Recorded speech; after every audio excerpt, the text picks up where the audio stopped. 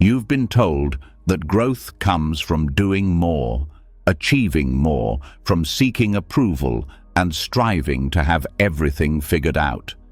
But if that's true, why do so many people who seem to have it all still feel stuck? Why do you still feel restless, anxious, or trapped in a loop of overthinking, unable to truly grow or move forward? The truth is, the less you care, the more you grow. It's not about chasing results or clinging to expectations. It's about releasing attachment and letting go. Buddhism teaches us that true growth comes from within, through caring less about the things we think we need, and instead focusing on the freedom found in detachment. Tonight, as you listen to these lessons, you'll feel something change. Your mind will quiet. The weight of pressure will start to lift. You'll experience a sense of clarity, like the fog clearing after a storm. And when you wake up tomorrow, you'll see the world with new eyes, stronger, lighter, more at peace. This isn't just another lesson to listen to. This is a shift in how you live, how you grow, and how you let go. Are you ready? Let's begin. As you step into the journey of letting go, you might be surprised by how much freedom comes with caring less about what others think. You've spent years, maybe even decades, constantly evaluating your actions based on the approval of others, your family, your friends, society's expectations. But what if all of that was holding you back? What if releasing your attachment to others' perceptions could unlock a deeper, more authentic version of yourself? We live in a world that constantly pushes us to conform, to fit in, and to care about how we are perceived by others. It's everywhere: social media, advertisements, conversations with friends, even family gatherings. We are bombarded with messages telling us who we should be and what we should care about. But what if all of this attention to external validation is the very thing that prevents us from living authentically? What if, by simply letting go of these concerns, we could unlock true freedom and growth? When you stop caring so much about how others view you, something extraordinary happens. You start to make choices that reflect who you truly are, not who others expect you to be. Your actions become more genuine, your words more sincere, and your decisions less influenced by the weight of other people's judgments. This liberation doesn't happen overnight, but it begins the moment you choose to no longer carry the burden of other people's opinions. It's a gradual process of shedding unnecessary weight, allowing you to move more freely and confidently through life. Buddhism teaches us that attachment to external validation is a form of suffering. When we seek approval from others, we're essentially giving them control over our happiness. We're allowing their opinions to shape our reality. But by releasing this attachment, we reclaim our power. We open ourselves to true personal growth, not bound by the fears and expectations of others, but guided by our own authentic path. This process of detachment doesn't mean that we become indifferent or closed off to others. Instead, it means we no longer allow their perceptions of us to determine our worth. You no longer need to constantly measure your self-worth by the applause or criticism of others. Your value comes from within, and when you understand this, you begin to live more freely, with greater confidence and inner peace. The weight of other people's expectations can be crushing. It can stifle your creativity, dampen your spirit, and leave you feeling lost in a world of shoulds and musts. It's as if you're always living in someone else's shadow, struggling to keep up with a version of yourself that isn't even yours. But once you release the need for approval, you begin to step into the light of your own truth. The energy you once spent on seeking validation is now free to fuel your personal growth. You start to make decisions based on what feels right for you, not what others expect from you. True freedom comes when you stop allowing external forces to dictate your actions. It's about trusting yourself enough to go against the grain, even when the world around you might not understand.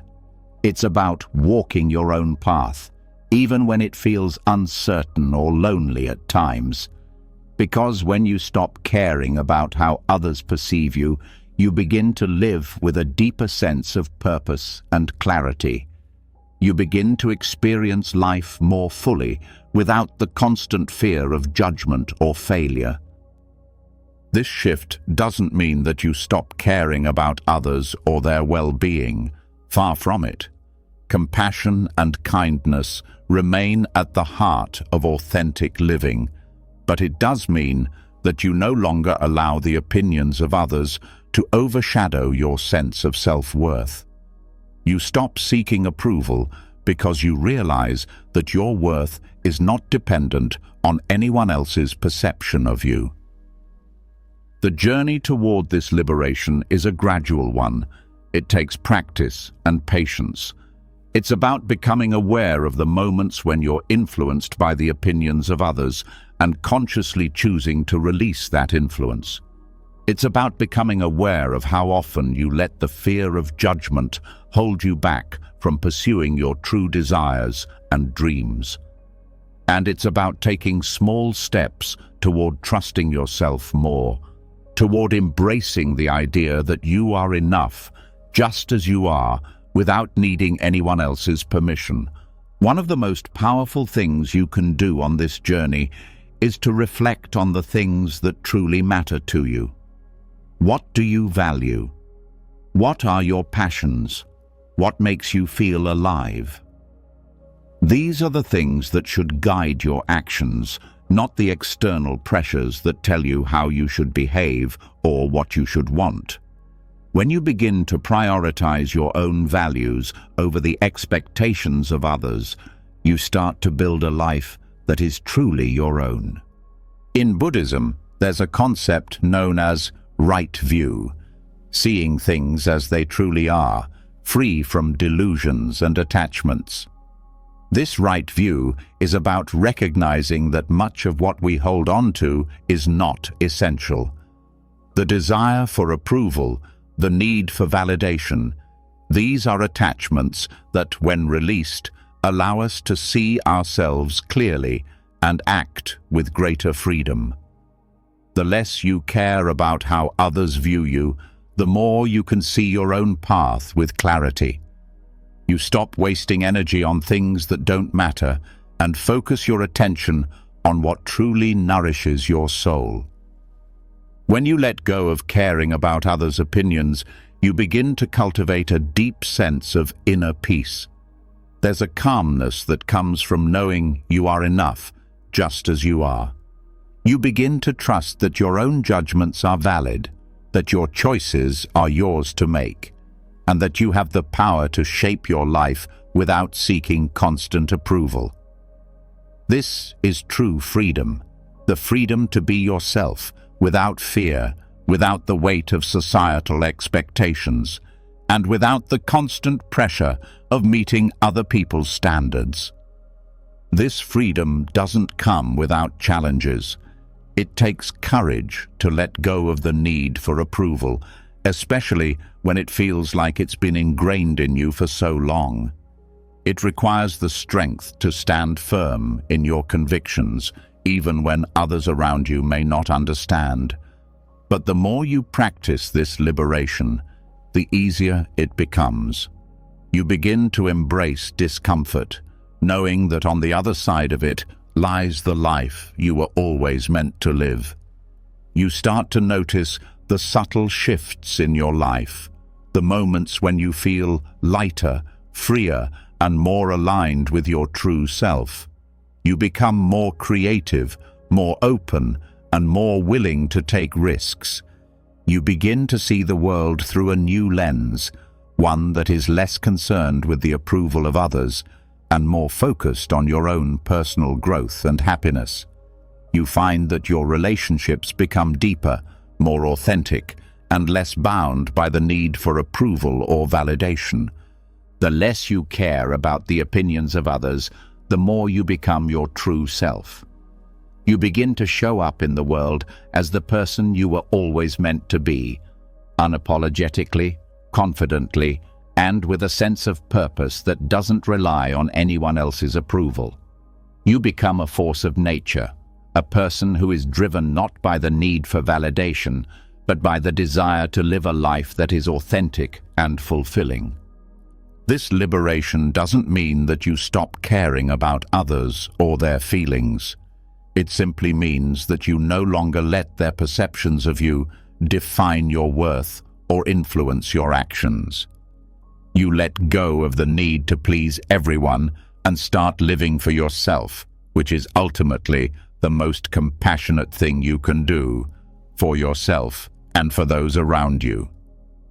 True growth, then, is not about fitting into the molds that others create for you. It's about breaking free from those molds and embracing the unique, beautiful person that you already are. It's about caring less about the approval of others and caring more about the things that truly matter to you. It's about trusting yourself enough to let go of what doesn't serve you and creating a life that is entirely your own, a life of freedom, growth, and authenticity. And once you release this attachment to the opinions of others, you'll notice that your world opens up in ways you never expected. The weight that once held you back starts to disappear. The decisions you make feel more aligned with your true self. You stop second-guessing yourself and start living with confidence, knowing that your worth comes from within, not from the approval of others. So, as you continue on this path, remember this: the less you care about the opinions of others, the more you grow. It's in the letting go, in the detachment, in the release of fear and judgment, that you'll find the space to become who you truly are. And in that space, true freedom will blossom. As you release your attachment to the opinions of others, you may start to notice a subtle but powerful shift in the way you relate to time itself. No longer caught in the constant pursuit of validation, you begin to feel more present, more grounded, as though the weight of external expectations is lifting. But there's another layer to this journey that is just as liberating, and it has to do with the way we attach ourselves to the future. For so long, we've been taught to look ahead. We're told to plan for success, to imagine a perfect future, to hustle towards something that will finally make us feel fulfilled. But in this relentless pursuit of what's next, we often miss the beauty of what's happening right now. The truth is, the more we fixate on the future, the less we live in the present. The more we worry about what's coming, the more we rob ourselves of the peace that exists in the here and now. Buddhism teaches us to embrace the void, the space between where we are and where we think we should be. It's in this void, in this moment of uncertainty and openness, that true growth can occur. When we release our attachment to the future, we open ourselves to the present, where life is actually happening. The future is a concept, a distant horizon that we can never fully grasp, yet so many of us cling to it, trying to shape it, mold it, control it. In doing so, we create unnecessary anxiety, stress, and a sense of disconnection from the life unfolding right before us. Letting go of future anxieties doesn't mean we stop planning, nor does it mean we stop caring about what lies ahead. It simply means we stop living as though the future is the only thing that matters. When we free ourselves from this constant chase, we begin to experience the richness of the present moment. Life becomes less of a race and more of a journey that unfolds in its own time, without the need for control or force. When we attach ourselves to a specific future, we place immense pressure on ourselves to meet certain goals or expectations. This attachment often leads to a sense of inadequacy, as though we're never quite where we need to be. We're always striving, always reaching, but never fully arriving. It's a cycle that keeps us stuck, creating feelings of frustration and unfulfillment. However, when we let go of this attachment to the future, we create the space for growth to happen naturally. We stop measuring ourselves by what we think we should have accomplished and start appreciating the journey we're on right now. This process of detaching from the future doesn't mean we abandon our goals or ambitions. It means we approach them from a place of calm, without allowing them to define our sense of worth. The key is to find a balance between setting intentions and releasing the need for specific outcomes. By doing so, we allow ourselves to enjoy the process of growth rather than constantly waiting for the next milestone.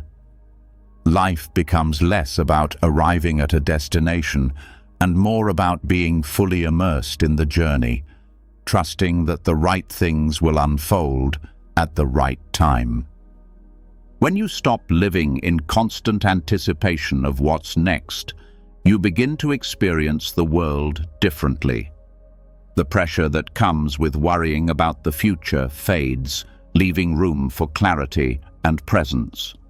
This shift doesn't just affect how you experience time, it also impacts your relationships, your creativity, and your ability to enjoy the simple moments that make life so precious.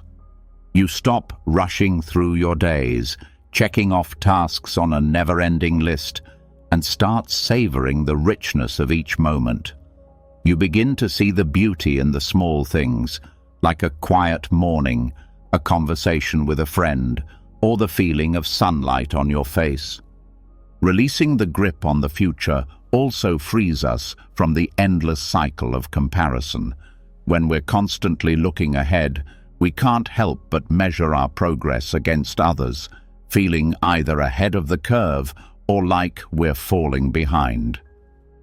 But by embracing the void, the space of uncertainty between now and what's to come, we stop comparing ourselves to others and start focusing on our own growth.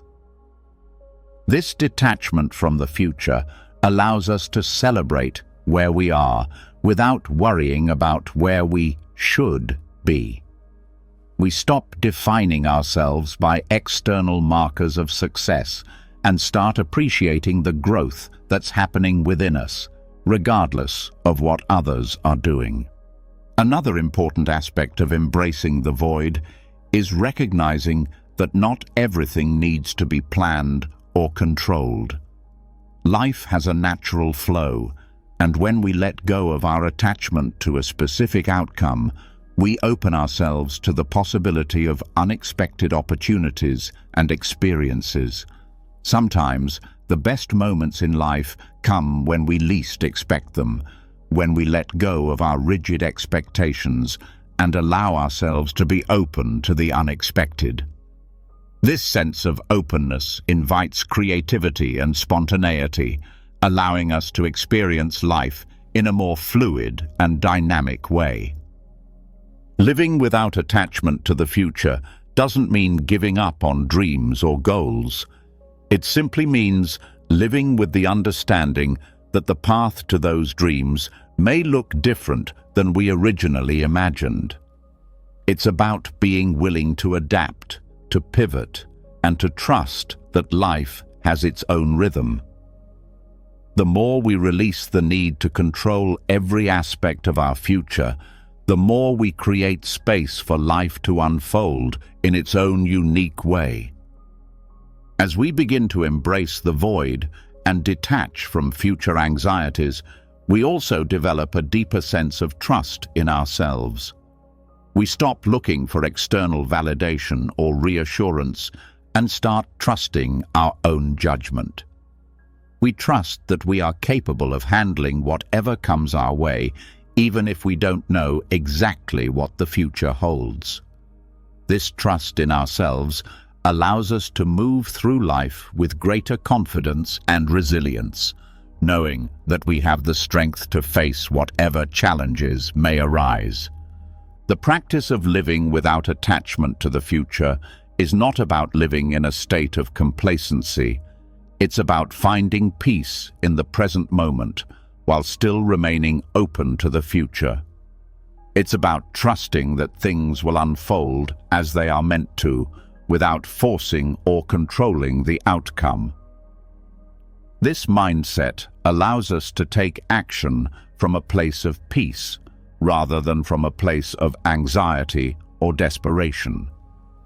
When we are no longer attached to specific outcomes, we are free to make choices that align with our true values and desires, without fear of failure or regret.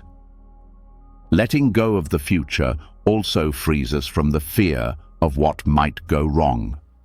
So often, we spend our time worrying about all the things that could happen. What if I don't succeed? What if I fail? What if I make the wrong decision? But when we release our attachment to specific outcomes, we also release the fear of failure. We start to see that mistakes are simply opportunities for growth, rather than signs of defeat. This shift in perspective allows us to take risks and step outside our comfort zones, knowing that whatever happens, we will learn and grow from the experience. This doesn't mean we should live recklessly or without consideration of the future. It means we should live with intention, while also being open to the flow of life. We make choices that align with our values and goals, but we do so without clinging to the idea that things must turn out a certain way. By letting go of this attachment, we free ourselves to experience life with greater depth and richness, without the constant worry about what the future may hold. As we continue on this journey of letting go, we start to notice how much lighter we feel. The constant weight of future anxieties begins to lift, and we start to see the world with a fresh perspective.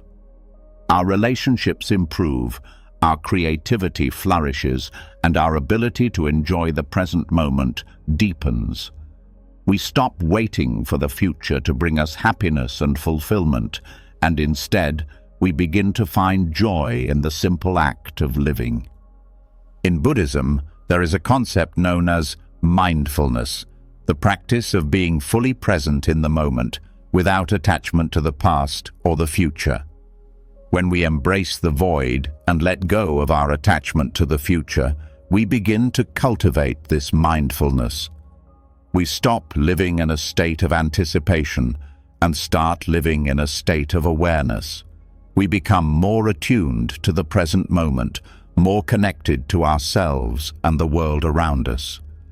The more we practice detachment from the future, the more we unlock the potential for true growth. We stop measuring our success by external standards, and instead we measure it by our own sense of fulfillment and peace. We begin to live with greater authenticity, knowing that our worth is not determined by what we accomplish in the future, but by who we are in the present. So, as you continue this journey, remember that letting go of the future is not about abandoning your dreams or goals. It's about releasing the need for control and embracing the flow of life. It's about trusting that things will unfold in their own time, and that the present moment holds all the potential you need for growth and transformation. When you let go of the future, you make space for the richness of the now, and in that space, true freedom and growth are born. As you continue to release your attachment to the future, something deeper begins to unfold within you. You start to feel lighter, not only in mind but in spirit as well. It's as if the weight of unnecessary expectations and distractions is slowly lifting. This feeling is the first step toward understanding one of the most powerful aspects of personal growth, the wisdom of empty hands. The more you let go of the clutter, the more space you create for your true self to emerge. For much of our lives, we've been told that more is better, more things, more possessions, more success. We are conditioned to believe that accumulating things is a sign of progress, a marker of success, a reflection of our worth. But have you ever stopped to consider that this constant pursuit of more may actually be holding you back? The truth is, the more we accumulate, the more we weigh ourselves down, both physically and mentally. Buddhism teaches us a simple yet profound truth. Living with less leads to living with more. More peace, more clarity, and more space for spiritual growth. It's not about renouncing the world entirely, but about releasing our attachment to the things that distract us from what truly matters. When we let go of our physical and mental clutter, we create the space necessary for deeper understanding, for more authentic connections, and for a life of true purpose. Clutter, whether it's material possessions or the endless noise in our minds, acts as a barrier between us and our potential. It diverts our energy away from the present moment, pulling our attention in 1,000 directions. The constant influx of things, ideas, and worries can overwhelm us, leaving us feeling scattered and disconnected. When we free ourselves from this clutter, however, we open the door to spiritual expansion. We begin to see the world clearly, unburdened by distractions, and we become more attuned to the quiet wisdom that exists within us. It's easy to get caught in the belief that having more will make us happy. We seek comfort in our material possessions, in the achievements we accumulate, in the identities we create through the roles we play in life. But Buddhism encourages us to examine the truth of these attachments. When we become too attached to our possessions, to our accomplishments, or even to the idea of who we are, we start to lose sight of the simplicity and peace that exists beyond these things. The wisdom of empty hands asks us to pause and reflect. It invites us to step back from the chaos of modern life and consider what we truly need. What is it that we really want to hold on to? And more importantly, what is it that we can release in order to create space for a deeper, more meaningful existence? It's a challenge to let go, but the rewards are worth the effort. As we begin to declutter both our physical environment and our minds, we begin to experience a profound shift in how we engage with life. Letting go of material possessions is a powerful starting point. It's not about giving everything away or living in deprivation, but about intentionally choosing what to keep and what to release. Ask yourself, do these things bring you joy, or are they simply occupying space in your life? Often, we hold on to objects not because they add value to our lives, but because we feel a sense of security in their presence. We tie our identity to these things, believing that they define us. But when we begin to release them, we begin to redefine who we are, not based on what we own, but based on who we truly are at our core. This process of letting go goes beyond the material. Our mental clutter, our worries, anxieties, and endless thoughts also takes up precious space in our lives. How much of your energy is consumed by unnecessary thoughts? How often do you find yourself replaying the past or worrying about the future? Just as physical clutter prevents us from living fully in the present, mental clutter prevents us from experiencing the depth of our own being. It distracts us from the peace and clarity that lie within us. Buddhism teaches us the importance of mindfulness, the practice of being fully present in each moment. When we let go of the mental clutter, we become more mindful of our thoughts and emotions. We stop allowing our minds to be ruled by fear, anxiety, or judgment. Instead, we create space for stillness, for clarity, and for a deeper understanding of ourselves and the world around us. This is where true growth happens, not in the noise, but in the silence. The more we simplify our lives, the more we create room for what truly matters. It's not about eliminating everything that brings us joy or that serves a purpose, but about releasing what no longer aligns with who we are or who we wish to become. It's about making space for the things that nourish our souls and contribute to our spiritual well-being. When we begin to live with less, we realize that we don't need as much as we think we do to feel complete. In fact, we often discover that the more we let go of, the more we feel fulfilled. This principle of living with less extends to our relationships too. How much mental energy do we spend on maintaining relationships that no longer serve us? How much time do we waste on trying to please others or live up to their expectations? The wisdom of empty hands asks us to let go of the need for approval, the need to be seen in a particular light, or the need to hold on to relationships that drain us. By simplifying our relationships and focusing on those that truly nurture us, we create space for deeper connections, for more meaningful conversations, and for a sense of belonging that doesn't come from external validation, but from authentic presence. Living with less doesn't mean living without. It means living with intention, with awareness, and with an openness to the present moment.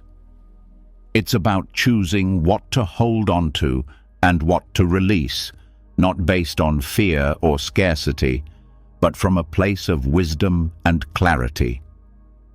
When we make room in our lives, physically, mentally, and emotionally, for what truly matters, we invite spiritual growth to flourish. We stop chasing after things that ultimately don't bring lasting satisfaction, and we begin to focus on the things that nourish us deeply. The more we let go, the more we realize that the external world has very little power over our internal peace. The clutter in our lives, the material possessions, the worries, the attachments to outcomes, keeps us from recognizing the innate wisdom and tranquility within us. But as we simplify, we become more in tune with the present moment. We begin to experience life with a sense of ease, with less striving and more being. We stop trying to control everything and start allowing things to unfold as they are meant to. This process of simplification is a continuous journey. It's not about achieving a perfect state of minimalism, but about making conscious choices that align with your true values. It's about stripping away the excess and focusing on what brings you joy, peace, and fulfillment. When we live with less, we become more present, more connected, and more aware of the beauty that already exists in our lives. As you continue this journey of letting go of material possessions, of mental distractions, and of unnecessary attachments, you will notice a subtle shift within yourself. You will begin to feel lighter, freer, and more at peace. You will realize that true growth doesn't come from accumulating more, but from creating the space to simply be. And in that space, your spiritual expansion will begin as you cultivate a deeper connection with yourself and with the world around you. So, as you move forward on this path, ask yourself, what can you let go of today? What clutter, both physical and mental, can you release to make space for the deeper, more meaningful life you deserve? It's a lifelong practice, one that will continue to unfold as you grow. But the more you simplify, the more you will discover the richness that comes with living with less. And in that simplicity, you will find the wisdom of empty hands, a wisdom that leads to spiritual growth, peace, and true freedom. As you continue to shed the weight of material and mental clutter, a subtle yet profound shift begins to take place. With each thing you release, you start to experience more freedom, not just in your environment, but within your own mind and heart.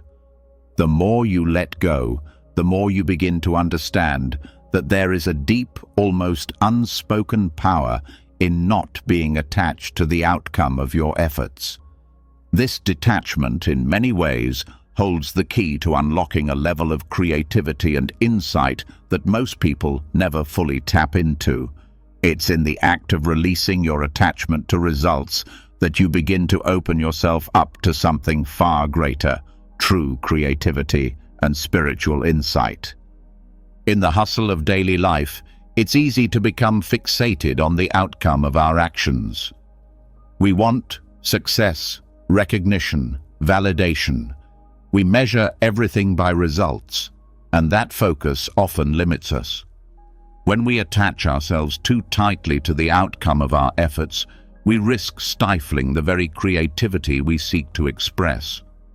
The desire for success or fear of failure creates a mental block, and we start to operate from a place of fear and tension. But what if we stopped caring so much about the end result? What if we allowed ourselves to simply create, to simply act, without the pressure of needing things to turn out in a specific way? Buddhism offers profound wisdom on this. The idea of non-care, of not being attached to the results of our actions, is a central theme in many of its teachings. By releasing our attachment to the outcome, we free ourselves from the anxiety and stress that come with trying to control every situation. In doing so, we also open ourselves to a deeper, more authentic creative energy. We stop forcing things to happen and instead allow them to unfold naturally. This act of surrender is not about giving up, but about letting go of the need to control, and in this freedom, creativity can blossom. When you let go of the pressure to achieve a specific result, you free up your mind to explore, to experiment, to make mistakes. This openness to the process, without the constant worry about whether you will succeed or fail, creates an environment where true creativity can thrive. You begin to see solutions and ideas you might have missed if you were too focused on a particular outcome. The absence of pressure allows for a flow state where ideas come naturally and inspiration can strike at any moment. This is the heart of creativity, the ability to tap into an energy that isn't bound by expectations or limitations. This same principle applies to spiritual insight. When we stop clinging to the idea of enlightenment or spiritual achievement, we create space for deeper understanding to emerge naturally. The desire to get somewhere spiritually often leads to frustration and stagnation. We set goals, we measure progress, and in doing so, we create an artificial timeline for our growth.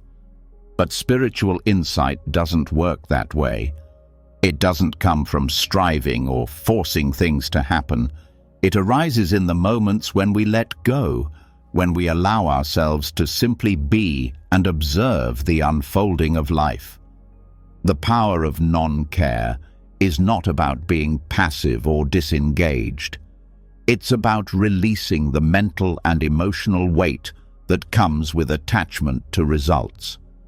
It's about allowing yourself to engage fully in the process without worrying about where it will lead. This mindset shifts your relationship to life itself. When you stop obsessing over the future, the next step, or the outcome, you become more present in each moment.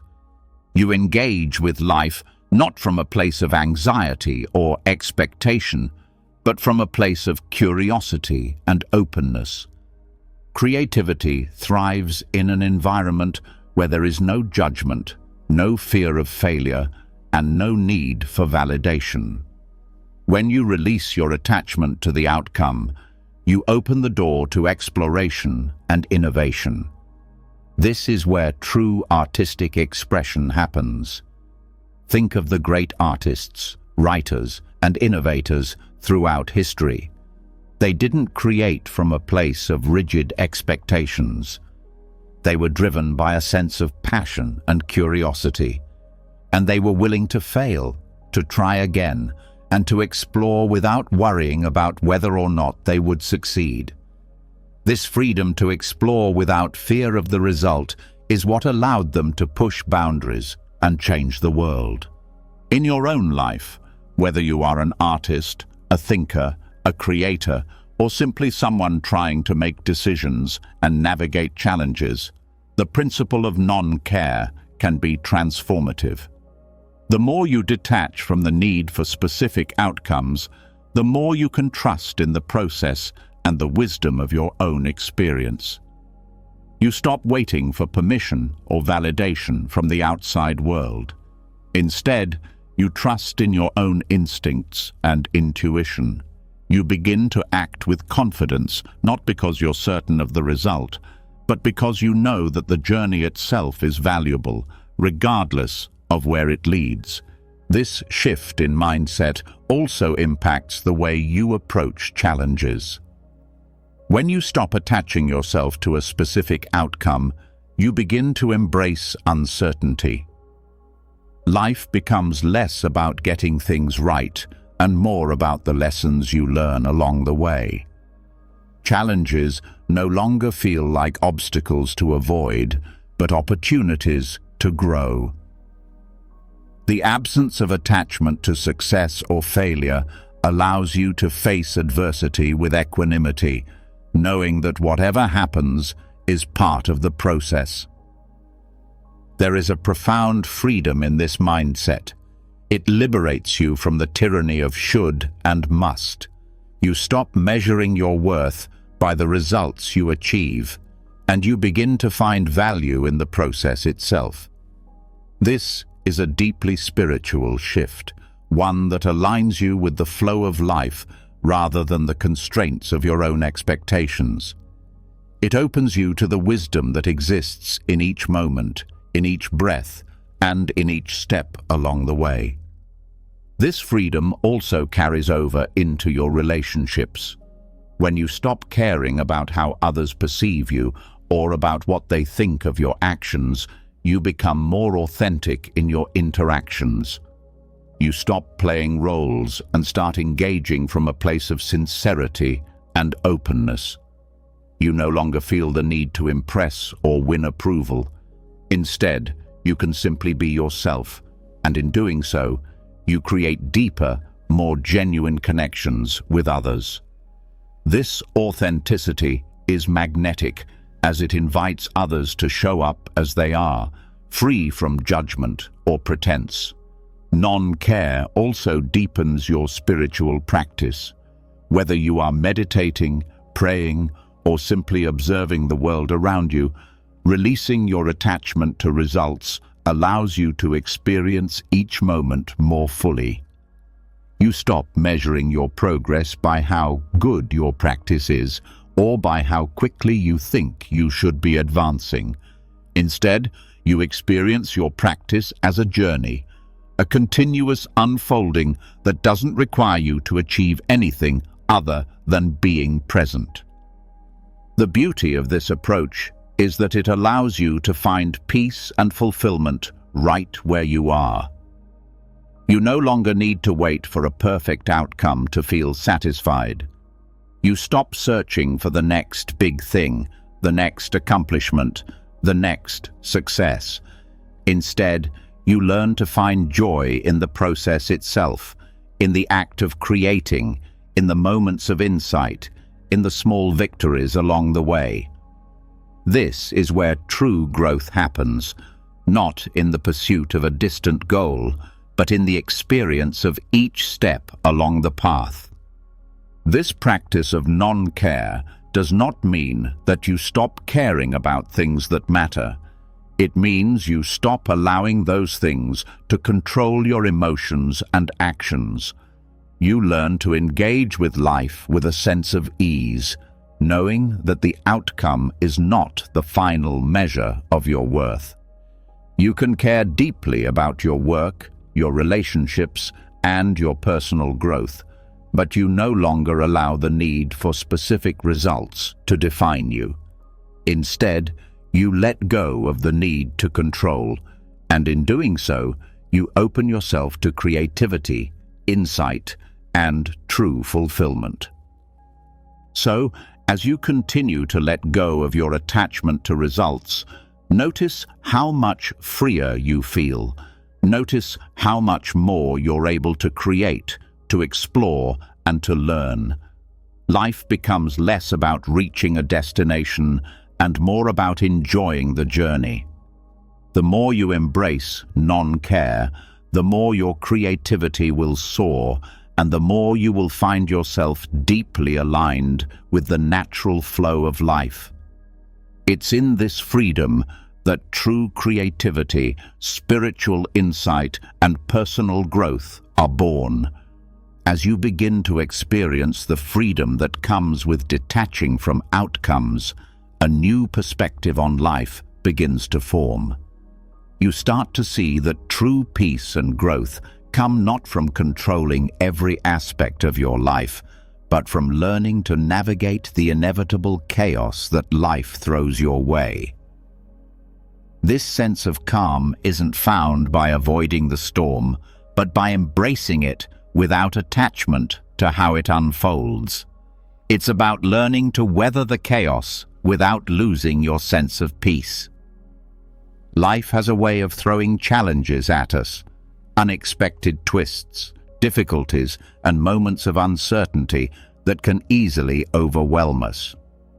Whether it's a sudden change in circumstances, an emotional upheaval, or a series of events that seem beyond our control, it's easy to feel swept away by the current. But what if the key to navigating life's chaos wasn't about trying to control it, but about learning to respond to it with a calm, steady mind? The principle of non-attachment plays a crucial role in this process.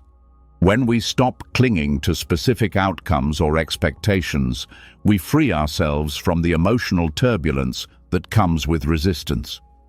Instead of reacting with anxiety, fear, or frustration when things don't go as planned, we learn to accept what comes and deal with it from a place of inner peace. This doesn't mean that we become passive or indifferent to the challenges we face. It means that we stop allowing those challenges to control our emotional state. In Buddhism, the concept of non-attachment is not about detaching from life itself, but from the need to control how life unfolds. The more we cling to a particular outcome, the more we set ourselves up for disappointment when things don't go as expected. But when we release our attachment to the result, we create space for resilience. We no longer invest our peace in the outcome. Instead, we find peace in the process, in the ability to stay grounded even when the world around us is in turmoil. This shift in mindset is powerful. It allows us to approach the storms of life with a sense of calm, knowing that we have the ability to adapt, to respond, and to find peace no matter what comes our way. We stop reacting from a place of fear or anxiety, and instead, we respond from a place of trust and understanding. Life will always have its challenges.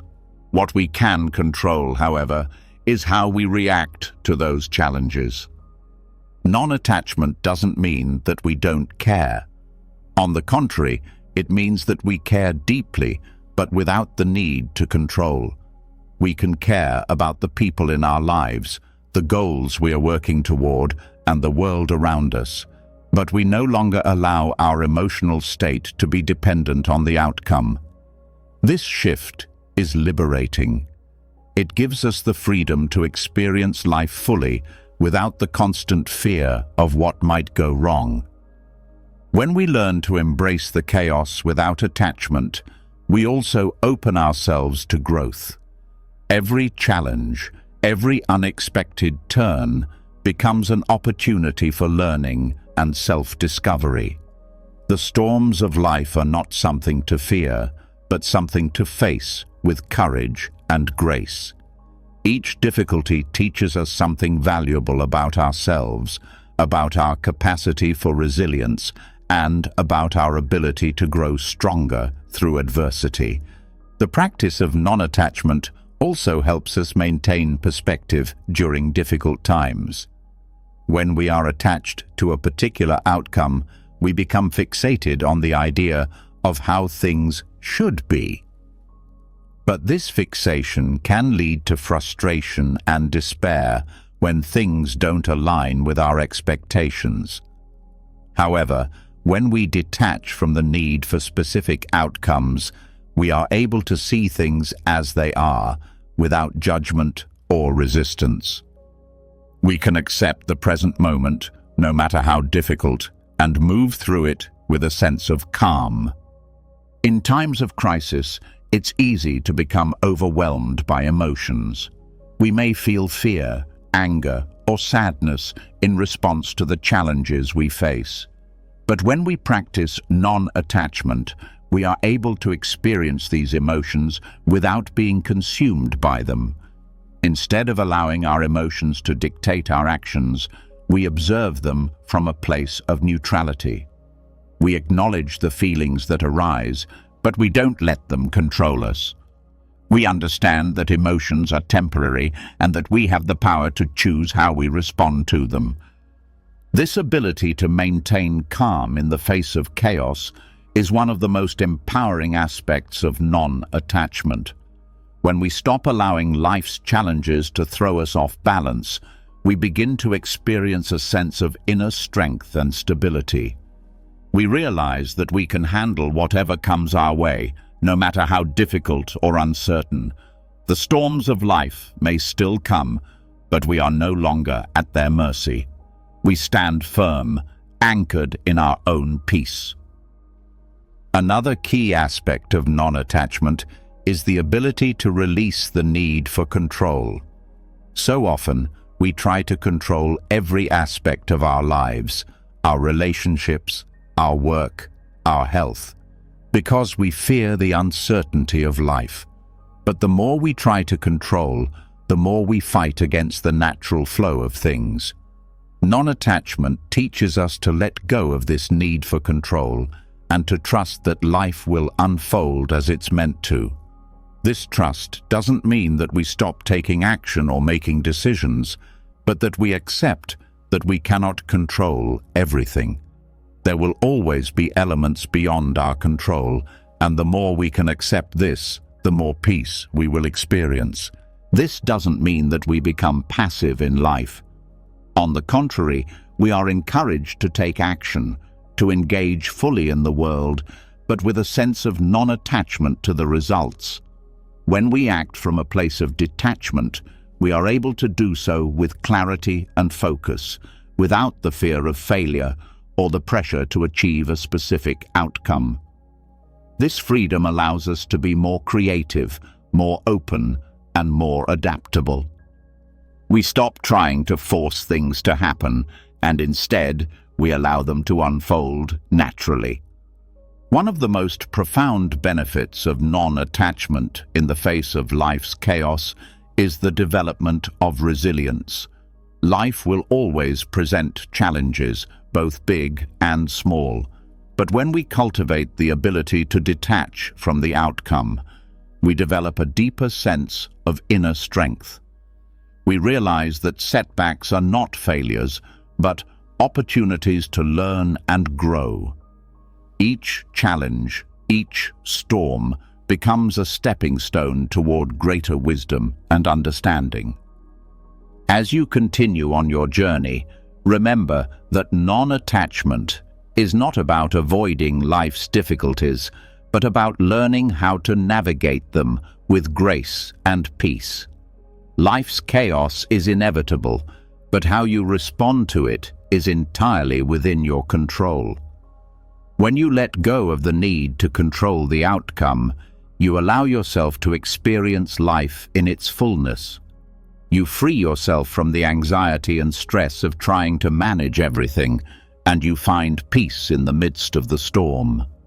The calm you seek doesn't come from avoiding life's challenges, but from embracing them without attachment.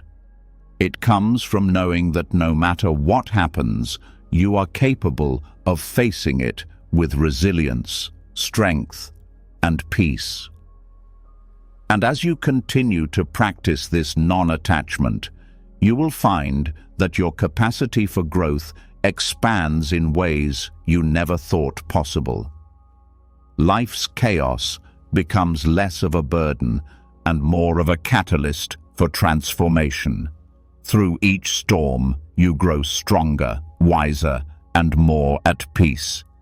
As you begin to feel the peace that comes from navigating life's chaos with detachment, there's an even deeper layer of growth that can occur, one that comes not from striving, not from pushing harder or working endlessly toward some distant goal, but from letting go of the very notion of striving itself. It's a concept that may seem counterintuitive in a world that values effort, ambition, and constant achievement. Yet, the secret to personal growth doesn't lie in how hard you work toward something, but in how much you can allow growth to unfold naturally. This is the wisdom of non-striving. When we stop forcing things and simply allow them to grow, we uncover a path of effortless expansion. Buddhism teaches us that true growth doesn't come from exerting force or pushing against the current, but from aligning ourselves with the natural flow of life. We live in a world that constantly encourages us to hustle, to try harder, and to be more. We're told that success is only achieved through relentless effort, constant striving, and the pursuit of more. But when we approach life with this mindset, we often find ourselves exhausted, stressed, and disconnected from our true selves. The more we push, the more we create resistance, and the harder growth becomes. Non-striving, however, teaches us that growth occurs effortlessly when we align ourselves with the present moment, when we stop trying to force things into being. This doesn't mean we abandon our dreams, desires, or goals. Non-striving doesn't equate to passivity. Instead, it's about shifting our focus from the outcome to the process. It's about letting go of the urgency to achieve and allowing ourselves to simply be present with what is. Growth happens when we stop obsessing over what we're supposed to become and instead trust that by being true to ourselves, we'll naturally evolve into who we're meant to be. In the Buddhist tradition, there is a saying, "The flower does not pick and choose the bees that come to it. The flower simply blooms.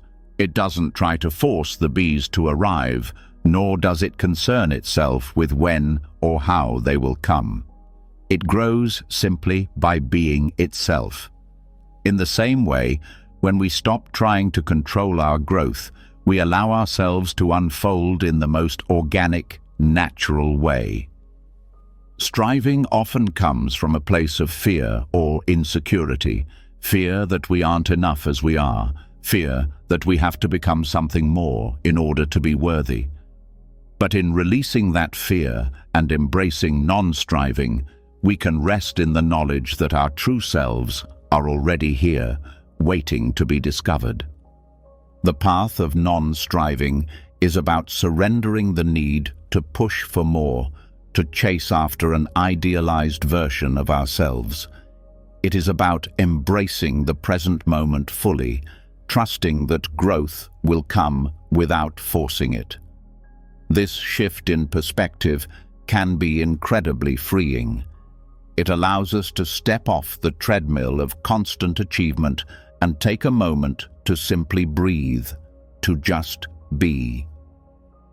When we stop striving for something outside ourselves, we allow ourselves to reconnect with who we are in this moment, and that connection is where true growth begins. This doesn't mean we give up on progress or stop seeking self-improvement. It means that we approach these desires with a sense of ease and trust. Instead of trying to force ourselves to change, we allow change to happen naturally. Growth becomes a process of unfolding rather than a constant race to the finish line. Just like a tree grows tall and strong without effort, we too can grow, but only when we stop pushing and allow ourselves to grow at our own pace. There's an immense power in this shift. When we release the pressure to strive, we remove the emotional weight that comes with chasing success. The anxiety that accompanies the desire to be better, to be more, begins to fade. In its place comes peace, clarity, and a deep sense of trust in the process of life. Non-striving teaches us that we don't need to constantly achieve in order to feel worthy. We already are. This realization is transformative.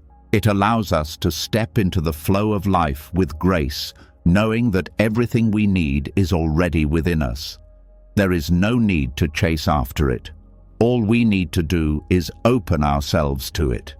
This path is not always easy, as our culture is built on the notion of effort and achievement.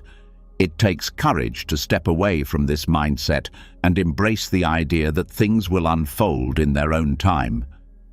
However, when we let go of the relentless pursuit of more, we make space for the things that truly matter to come to us. This could be peace, creativity, love, or insight, all of which flow freely when we stop grasping for them. The practice of non-striving also involves letting go of the idea that there's one right way to grow. So often, we compare ourselves to others and think that we must follow a specific path to be successful or fulfilled. But growth is deeply personal. It is unique to each individual, and it doesn't happen according to a set timetable or formula. Non-striving helps us release these comparisons and find our own rhythm, allowing us to embrace our own journey, however it unfolds. When we learn to stop forcing progress, we realize that we are already on the path of growth, whether we recognize it immediately or not. Every moment, every experience is an opportunity for us to expand, to learn, and to grow. Non-striving teaches us to embrace the full spectrum of life, the highs and the lows, the successes and the failures, without clinging to any one of them. Instead of pushing for a particular outcome, we learn to embrace whatever comes with open arms, trusting that each experience is a step forward on our path to personal growth. This approach doesn't mean that we avoid responsibility or that we no longer take action. Non-striving isn't about being passive or indifferent to our lives.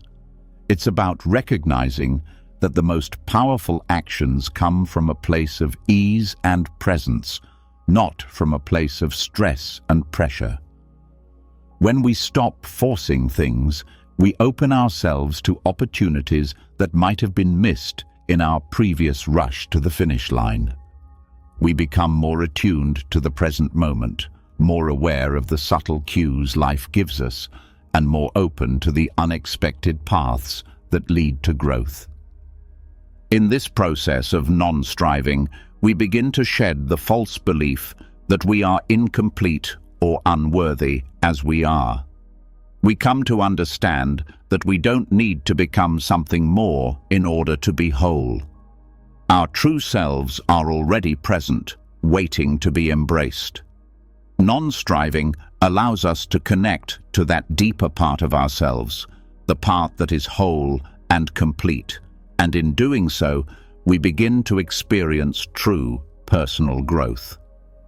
This shift also has profound implications for our relationships with others. When we stop striving to be someone we are not, we become more authentic, more present in our interactions. We stop trying to impress, to fit into preconceived molds, and instead allow ourselves to show up as we are. This authenticity creates deeper, more meaningful connections. We no longer seek validation or approval because we are at peace with who we are, and in turn, this peace allows our relationships to flourish naturally without the strain of effort or expectation. As you walk this path of non-striving, you'll notice that your goals and desires will become more aligned with your true self. You'll be drawn to pursuits that reflect who you truly are, not what others expect you to be. The sense of ease that comes with non-striving doesn't diminish your ambition, it refines it. Instead of chasing external success or recognition, you begin to focus on what truly fulfills you, on what aligns with your deepest values. Your growth becomes about discovering and expressing your authentic self, not about meeting societal standards of success. True growth, then, comes not from forcing ourselves to become something we are not, but from allowing ourselves to unfold naturally into the person we already are. Non-striving teaches us to trust the process of life, to stop fighting against it, and to allow it to flow freely. When we stop pushing, we open the door to effortless growth, growth that happens not through stress or force, but through ease, trust, and alignment with our true selves. The more we let go of the need to strive, the more we find that we are growing exactly as we need to. And in that growth, we become the fullest expression of who we are meant to be. As you continue to experience the peace that comes with non-striving, you may notice something even more profound unfolding within you. With every step you take away from the constant push for more, a deep sense of self begins to emerge, free from the weight of external validation. This shift is not just about letting go of striving for success or recognition. It's about liberating yourself from the need to seek approval from others. True growth and self-acceptance come when we stop relying on the external world to define our worth. When we care less about what others think of us, we begin to unlock a deeper sense of who we are. For much of our lives, we've been conditioned to seek approval, to look for validation from family, friends, colleagues, and society at large. We believe that our worth is measured by how others see us, by how well we meet their expectations. But what if the true key to self-acceptance wasn't about meeting anyone else's standards? What if it was about learning to trust in our own value, independent of others' opinions? Buddhism teaches us that attachment to approval is one of the greatest sources of suffering. When we base our worth on what others think of us, we are constantly at the mercy of their judgments, expectations, and perceptions. This creates an endless cycle of trying to please others, trying to conform, and never truly feeling at peace with who we are. The more we depend on external validation, the more we distance ourselves from our true selves. We become trapped in a cycle of self-doubt, constantly questioning whether we are enough. But when we release our attachment to approval, we free ourselves from this cycle, and we start to build a foundation of self-worth that is solid, unshakable, and entirely our own.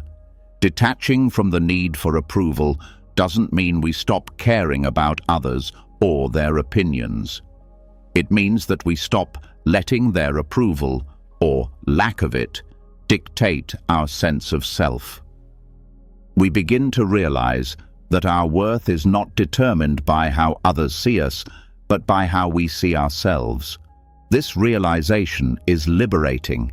It allows us to act in accordance with our true values, not based on what we think others expect from us. We start to make choices that align with who we are, not who we think we should be to gain approval. When we stop seeking validation, we open the door to deeper self-acceptance.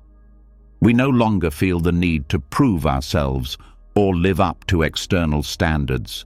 Instead, we start to trust our own inner voice, to honor our own needs and desires, and to stand firm in our own sense of worth. This kind of self-acceptance is not contingent on external achievements, looks, or praise. It comes from within. It's the understanding that we are worthy simply because we exist, and that we don't need anyone else's permission to be ourselves. One of the most powerful aspects of detaching from approval is the freedom it brings. When we stop caring about what others think, we free ourselves from the constant anxiety of needing to be liked or accepted. We stop measuring our value based on how well we fit into societal molds, and instead we start embracing our uniqueness. This freedom doesn't mean we become selfish or indifferent to the needs of others. On the contrary, it allows us to engage with the world from a place of authenticity and compassion, rather than from a place of fear or insecurity. When we are no longer attached to others' approval, we are able to pursue our goals and passions with confidence. We are no longer held back by the fear of judgment or failure. We can take risks, try new things, and step into our fullest potential without the fear of what others will think. This sense of freedom allows us to truly grow, not in the way others want us to, but in the way that is true to who we are. We no longer feel the need to fit into someone else's box. Instead, we create our own path, one that is aligned with our values and aspirations. Self-worth, when not reliant on external approval, becomes a solid foundation that can weather any storm. When we care less about what others think, we stop allowing their opinions to dictate our emotional state. We learn to face criticism, rejection, or even indifference with grace, knowing that these things do not define our value. The more we practice detaching from approval, the more resilient we become in the face of life's challenges. We realize that our worth is not contingent on how others treat us or what they say about us, but on our own sense of self. This detachment from external approval also leads to a greater sense of inner peace. We stop comparing ourselves to others, measuring our worth against their achievements or their opinions. Instead, we begin to appreciate our own journey, recognizing that we are on our own path, and that our value does not need to be validated by others. We begin to embrace ourselves as we are, with all our imperfections, knowing that we are enough. As we detach from the need for approval, we also begin to see others differently. No longer concerned with fitting into someone else's expectations, we start to appreciate the uniqueness of those around us. We stop judging others based on how well they meet societal standards, and instead, we start to see them for who they truly are.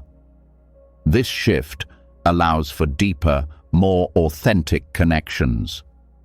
We no longer seek approval from others, but we do seek to understand and accept them as they are. This acceptance creates the foundation for compassionate and meaningful relationships. Letting go of the need for external validation also opens the door to creativity and self-expression. When we are constantly seeking approval, we limit ourselves to what is deemed acceptable by others. We fear making mistakes, we fear standing out, and we fear being judged. But when we detach from the need for approval, we are free to express ourselves fully and authentically. We no longer censor our ideas, our thoughts, or our creative impulses.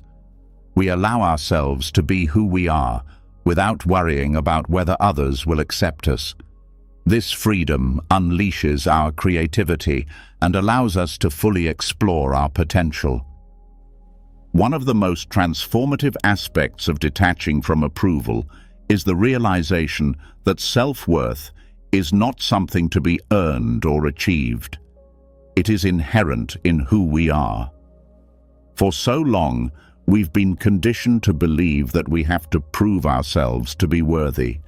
We've been taught that our value comes from our achievements, our appearances, and our ability to please others.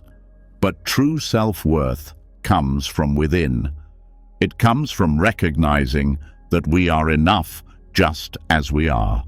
We don't need to seek validation because we are already worthy of love, respect, and acceptance.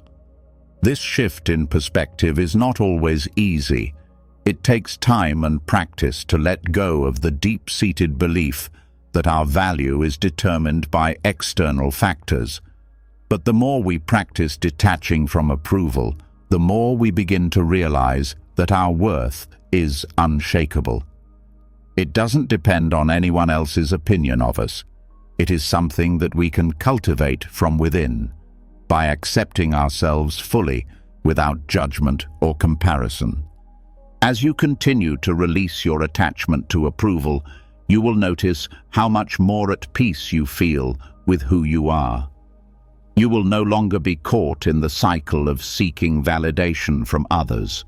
Instead, you will find the freedom to be yourself, to pursue your passions, and to live in alignment with your true values. In this space of self-acceptance, you will begin to unlock your full potential.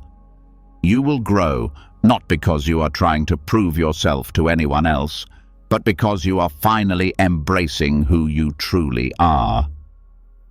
When you stop seeking approval, you start living authentically. You begin to appreciate yourself for who you are, rather than for who others think you should be. This authenticity creates the foundation for lasting self-acceptance and allows you to move through life with confidence, knowing that you are enough, just as you are. As you continue to release the need for approval and deepen your sense of self-worth, another layer of freedom becomes available to you, one that comes from letting go of the relentless pursuit of ambition. In a world that constantly measures success through achievement and progress, it can be difficult to consider that true freedom and growth may lie in releasing the very thing that has driven us for so long, ambition itself. We often equate success with achieving more, accumulating more, and being more. But what if the key to living authentically and experiencing true personal growth wasn't about doing more, but about allowing ourselves to simply be? This shift doesn't mean abandoning all aspirations or desires. It doesn't mean that you no longer seek improvement or personal development. What it does mean, however, is releasing the attachment to ambition, the desire to constantly prove ourselves through external accomplishments, and the belief that our worth is tied to what we achieve. By letting go of the need to measure our lives through the lens of ambition, we create the space to live with a sense of ease and contentment, rooted in the present moment rather than constantly chasing a distant goal. The Buddhist perspective on ambition is one of release and surrender. It encourages us to recognize that while striving for something can be a powerful force, it can also lead to suffering when we become attached to the outcome. When our happiness, our sense of purpose, and our sense of self become entangled in what we achieve, we open ourselves up to frustration, anxiety, and discontent. This constant striving creates a gap between who we are in the present moment and who we think we should be. It keeps us on a treadmill of always wanting more, with little time to pause and appreciate the journey itself. The problem with excessive ambition is that it often leads to a sense of emptiness. No matter how much we achieve, the feeling of never enough can still linger. We may reach one goal only to immediately set our sights on the next, constantly running after an ever-elusive sense of fulfillment. This cycle of striving can leave us disconnected from the present moment, unable to enjoy the fruits of our labor. It can even distort our understanding of success, turning it into something that is only validated by external markers, titles, wealth, recognition, while ignoring the deeper fulfillment that comes from living authentically. Buddhism teaches that attachment to ambition creates a form of suffering known as dukkha. This term refers not just to physical pain, but to the dissatisfaction that arises when we are attached to things that are fleeting or beyond our control. Ambition is often driven by an external focus, the desire to achieve a particular outcome, win approval, or be seen as successful by others.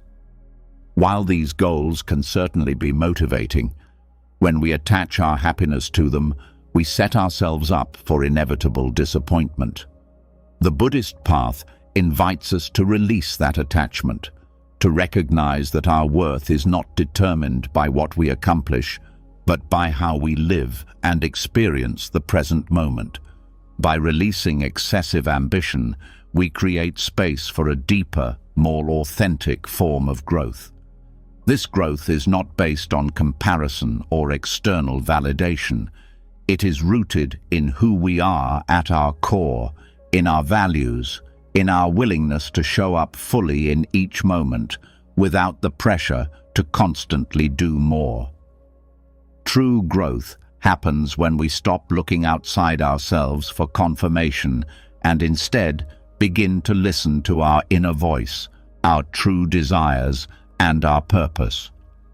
The more we let go of ambition's grip, the more we are free to live authentically, in alignment with our own values, rather than the expectations placed upon us by the world. Letting go of excessive ambition doesn't mean we stop growing, learning, or improving. It means that we stop using these pursuits as a way to measure our worth. We begin to see that growth happens naturally when we create space for it, without forcing it. The most profound and lasting growth occurs when we let go of the pressure to achieve and instead focus on the present moment, on the process of being rather than the result of doing. In releasing attachment to ambition, we also free ourselves from the comparison trap. In today's world, we are constantly bombarded with images of others' success, whether it's through social media, the workplace, or personal relationships. We measure our lives against others, believing that we need to do more, be more, or have more to keep up. But when we let go of the need to compete or compare, we free ourselves from the constant pressure to outperform others. We can stop seeing life as a race and begin to see it as a journey, one that is unique to each individual. This shift towards releasing ambition allows us to redefine success in a more meaningful way. Success is no longer about what we accumulate or achieve, but about how fully we engage with the present moment.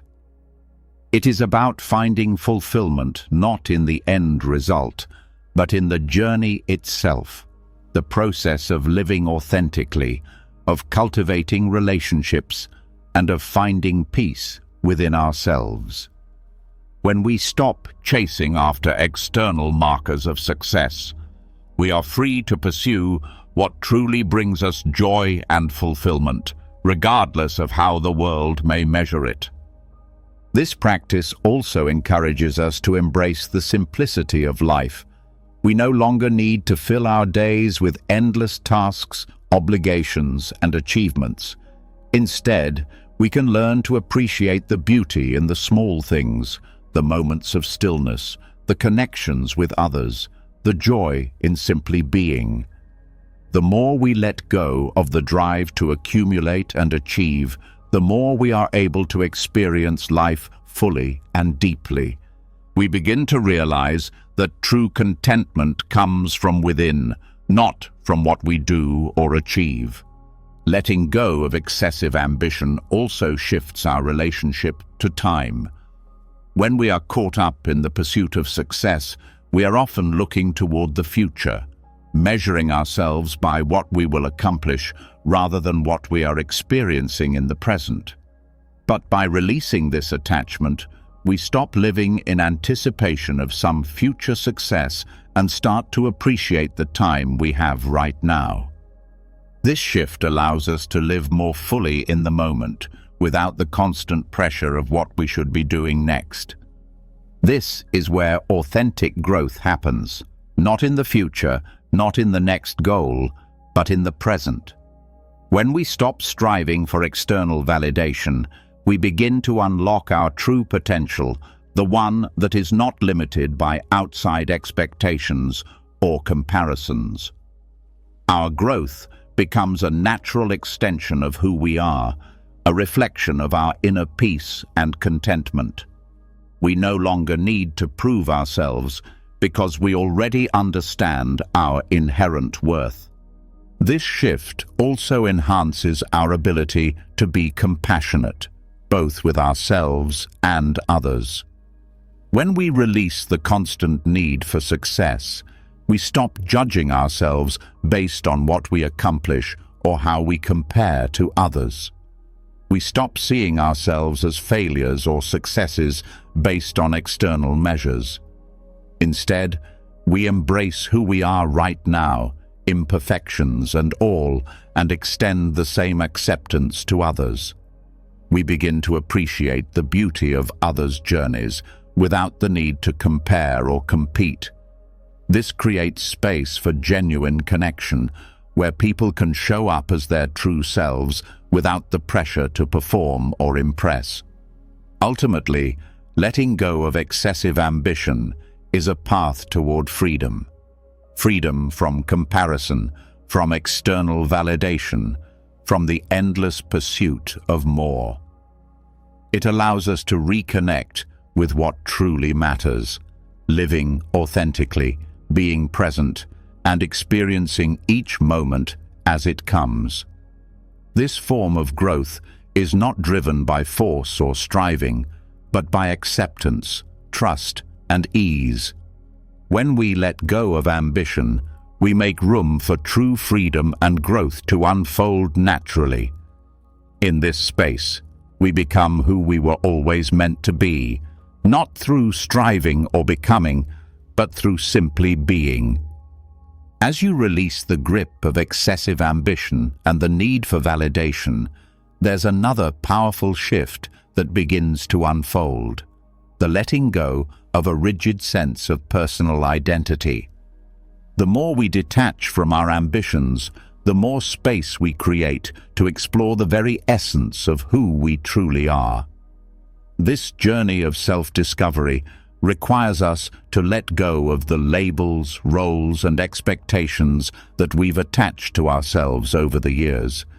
These identities, shaped by the world and our experiences, often keep us trapped in a limited view of who we are. But when we begin to release these attachments, we open the door to a deeper, more authentic self, one that is not defined by external markers, but by the true, unchanging core of our being. For most of our lives, we've been taught to define ourselves by what we do, by how we are seen, and by what others expect from us. Whether it's the role we play in our family, the career we've chosen, or the image we project to the world, our sense of identity becomes tightly bound to these external factors. We begin to believe that we are the roles we play, the achievements we have, or the expectations we fulfill. But what happens when we let go of these identities?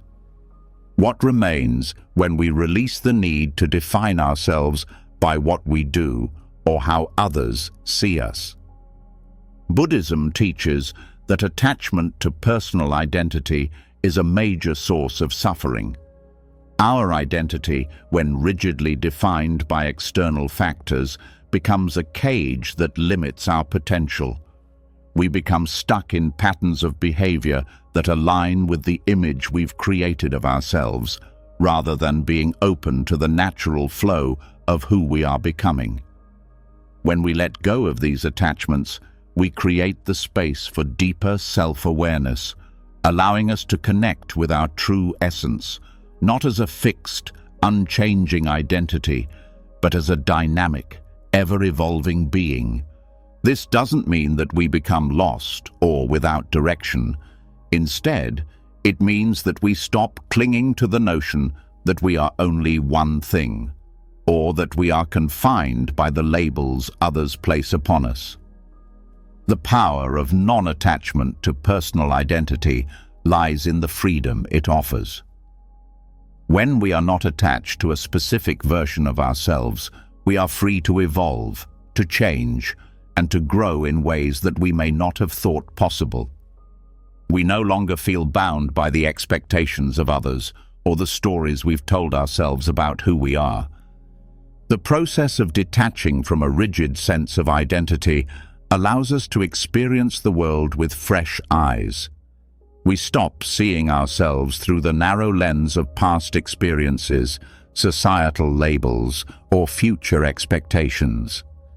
Instead, we begin to see ourselves as we truly are, fluid, adaptable, and ever-changing. This shift opens us up to new possibilities and new ways of being. We begin to see that who we are is not fixed, but rather a continuous unfolding of potential, guided by our inner truth rather than external forces.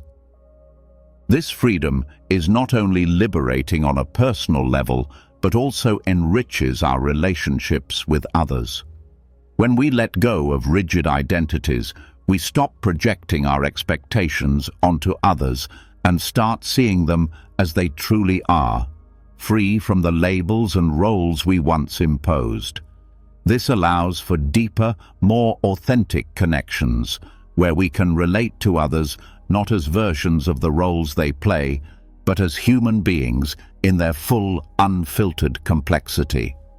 One of the most profound aspects of detaching from personal identity is the realization that our true self is not defined by any single aspect of our lives. We are not our job, our family role, our successes, or our failures.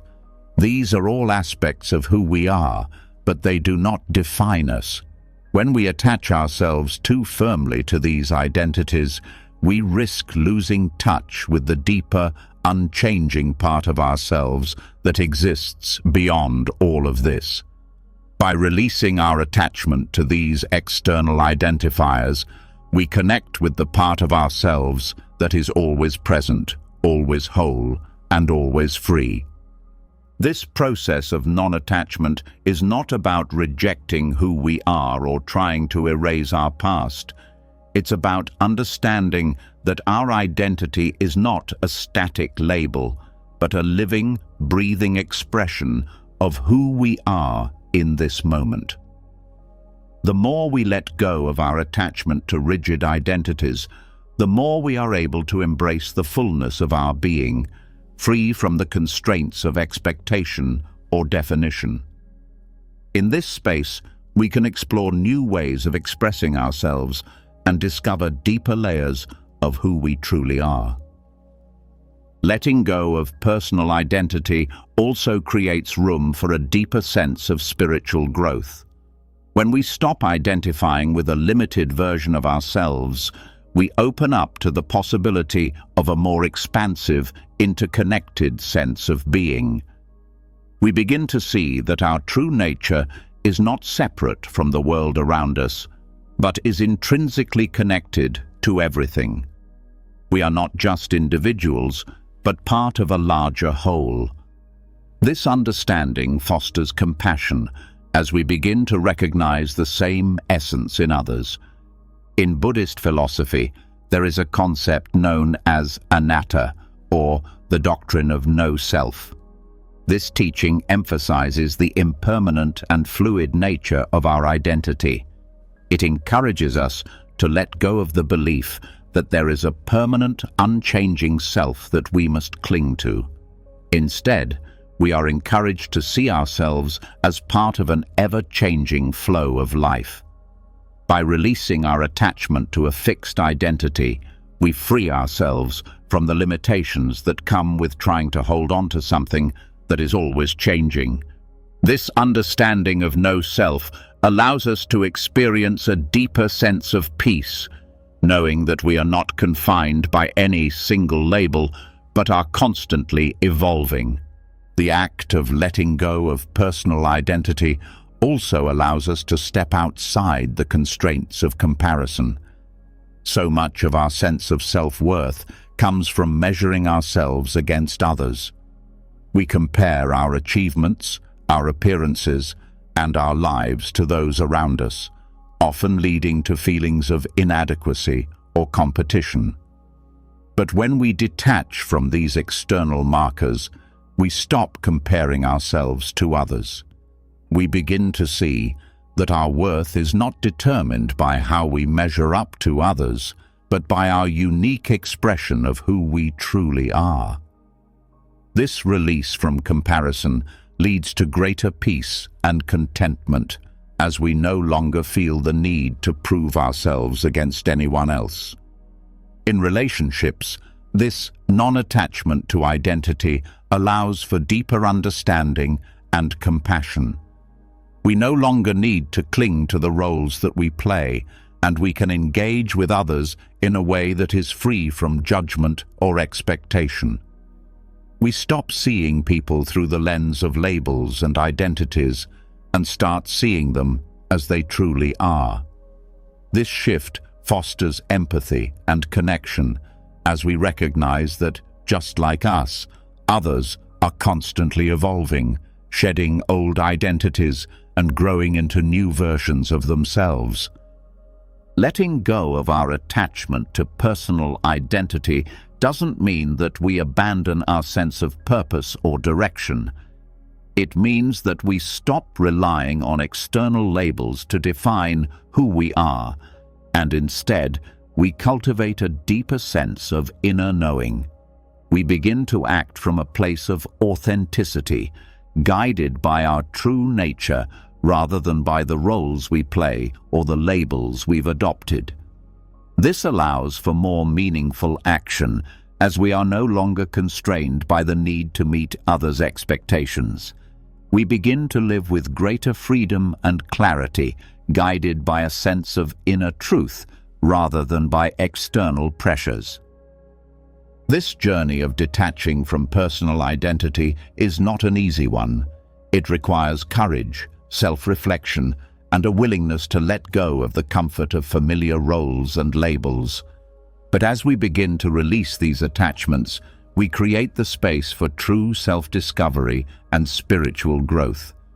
We come to understand that our true essence is not something we need to strive for, but something that is always present, waiting to be uncovered. By letting go of a rigid sense of self, we open ourselves to the fullness of life and to the deeper wisdom that resides within us. As you continue this journey of self-discovery, remember that the process of releasing attachment to identity is not about rejecting who you are, but about embracing the ever-evolving, fluid nature of your being. When you let go of rigid definitions and allow yourself to unfold naturally, you will discover a deeper connection to your true self, a self that is not defined by labels, roles, or external expectations, but by the limitless potential within you. As you continue to release attachment to rigid identities, you may begin to notice a surprising shift. The more you detach from the need to define yourself or hold on to specific roles, the deeper your capacity for genuine compassion becomes. The concept of detachment often evokes images of indifference or coldness, but in reality, it is through non-attachment that we can experience the fullest expression of love and care. True compassion doesn't arise from the need to possess or control. It flows naturally when we let go of expectations and allow others to be who they are. This paradox of loving without attachment is where the deepest, most meaningful connections are born. In a world where love is often tied to conditions and expectations, it may seem impossible to love without attachment. We are taught that love means holding on, that it requires a certain level of control, and that caring for others means wanting the best for them according to our own understanding. But attachment often distorts love. When we are attached to the outcomes of our relationships, whether in family, friendships, or romantic partnerships, we find ourselves weighed down by expectations, fear of loss, and a constant need to control. This is where true compassion is stifled, because love becomes entangled with desire and clinging rather than freedom and acceptance. The Buddhist view on compassion is not about possession or dependency. True compassion is the ability to care deeply for others without the need to control their lives or demand anything in return. It is the ability to hold space for someone else's suffering without letting that suffering define our relationship or our sense of self. This kind of love is not bound by expectation or condition. It doesn't require that the other person behave in a certain way or that they meet certain standards in order for us to care for them. True compassion arises when we let go of the need to manipulate or change others, simply accepting them as they are. In many relationships, we unconsciously tie our sense of self-worth and happiness to the actions, behaviors, or feelings of others. We attach ourselves to the idea of fixing someone or making them behave in a way that aligns with our expectations. This attachment to specific outcomes creates a subtle form of control, where we feel that the well-being of others is directly tied to our ability to make them happy or to shape their lives in a particular direction. But this is not true compassion. Genuine care and love do not come from the need to control or change the people we care about. In fact, true compassion thrives when we can let go of this attachment and allow others to walk their own path, even when it differs from our desires. When we practice loving without attachment, we become more present in our relationships. We stop focusing on how others should behave, and instead, we start to fully accept them as they are.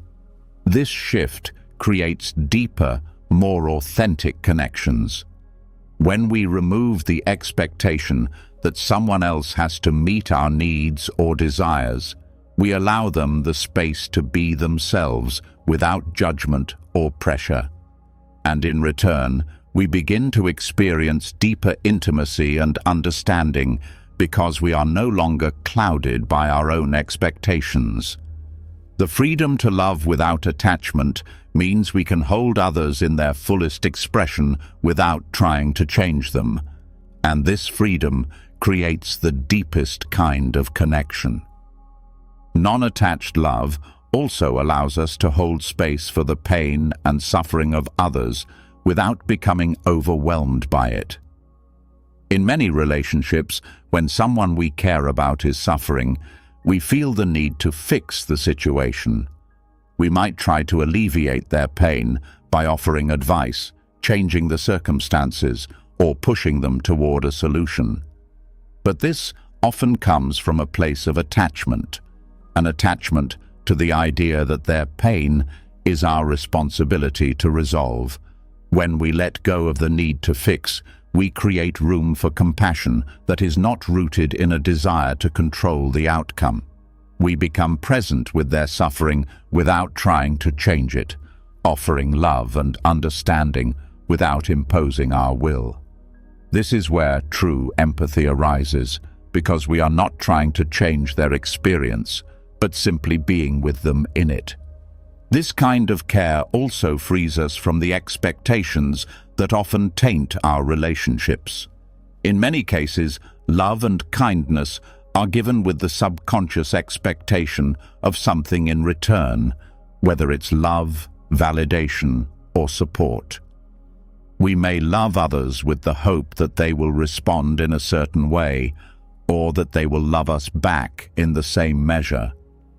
This creates a cycle of giving and receiving based on conditions, and while it may seem like love, it is, in fact, just another form of attachment.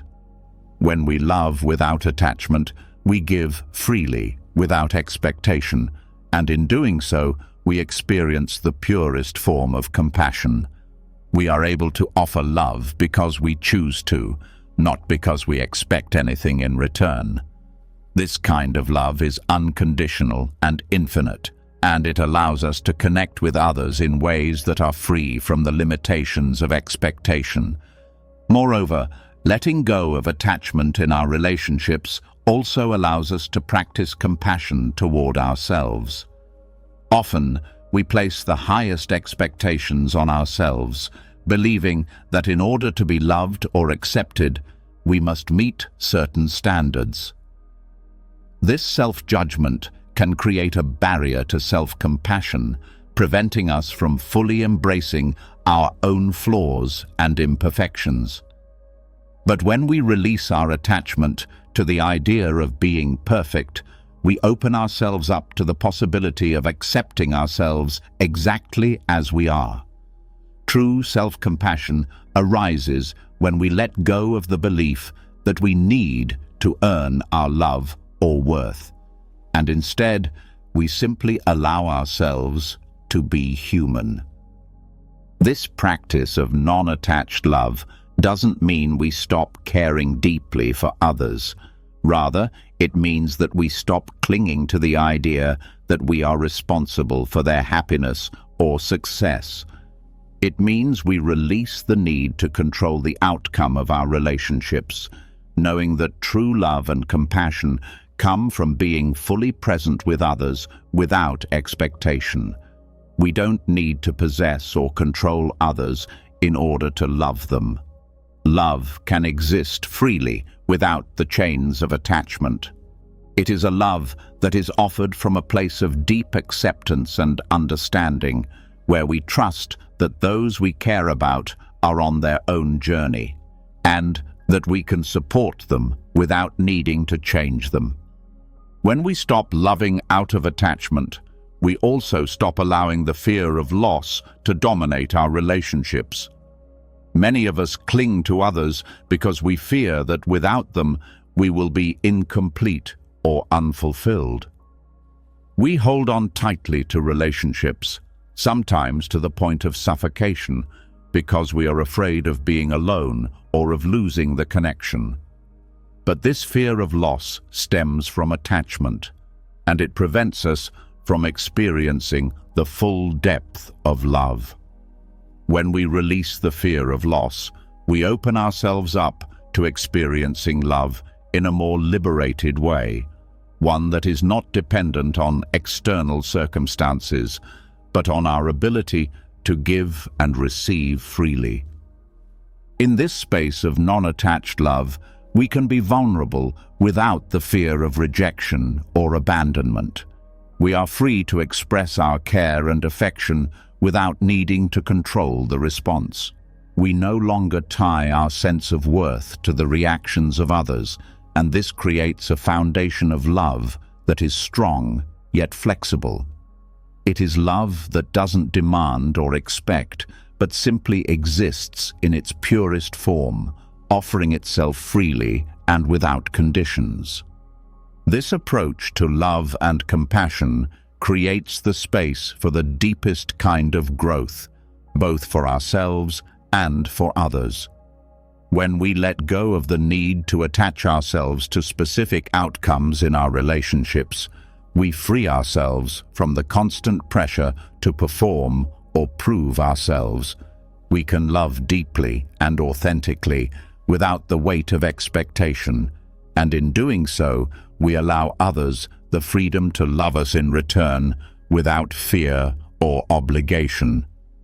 This creates relationships that are grounded in acceptance and mutual respect, where both people are free to be themselves, knowing that love is not contingent on perfection or performance. The paradox of loving without attachment is that it leads to the most profound and lasting connections. It is through this freedom that we can love others fully without clinging, and it is through this love that we discover deeper connections to ourselves.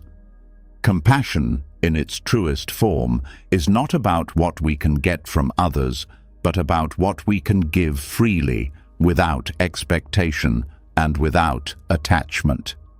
And in this giving, we find the purest expression of love, one that transcends the limitations of attachment and opens us up to a more authentic, fulfilling way of relating to the world around us. As you start to experience the freedom that comes with loving without attachment, another liberating shift takes place, a shift that opens up the true potential for creativity and personal growth. This shift occurs when you begin to free yourself from the heavy burden of shoulds, the expectations that society, family, and even ourselves place on our lives. These shoulds often act as invisible chains that limit our potential, keeping us trapped in a cycle of trying to meet standards that aren't even our own. But when we let go of these self-imposed and societal expectations, we create the space for a life that is more authentic, expansive, and deeply fulfilling. We live in a world where expectations are everywhere. Society tells us what success looks like, what happiness should feel like, and how we are supposed to show up in our relationships and careers. We are conditioned to follow certain paths, to meet certain milestones, and to fit into prescribed molds. And while these structures can provide guidance, they can also suppress our individuality and creativity. When we are constantly trying to meet expectations, whether they come from others or from our own internal pressures, we can feel stuck, unable to explore what truly excites and inspires us. Buddhism offers a refreshing perspective on this. The path to true freedom lies in letting go of the expectations that bind us. The constant pressure to conform to external standards creates a constant sense of inadequacy. No matter how much we accomplish, we often feel like we are never enough because we are measuring ourselves against an ever-shifting set of standards. This cycle of striving for approval, validation, and success can drain our energy and limit our creativity. When we release these expectations, we free ourselves to discover what truly drives us, what feels authentic, and what resonates deeply with our own sense of purpose. The process of liberating ourselves from shoulds begins with questioning where these expectations come from. Often, we live our lives in accordance with rules we never consciously agreed to. We follow paths that others have set for us, whether they are the careers we think we should have, the way we think we should look, or the way we believe we should live. But in doing so, we suppress our own desires, our own creative impulses, and our true selves. The more we focus on what we should do, the less room there is for exploring what we want to do.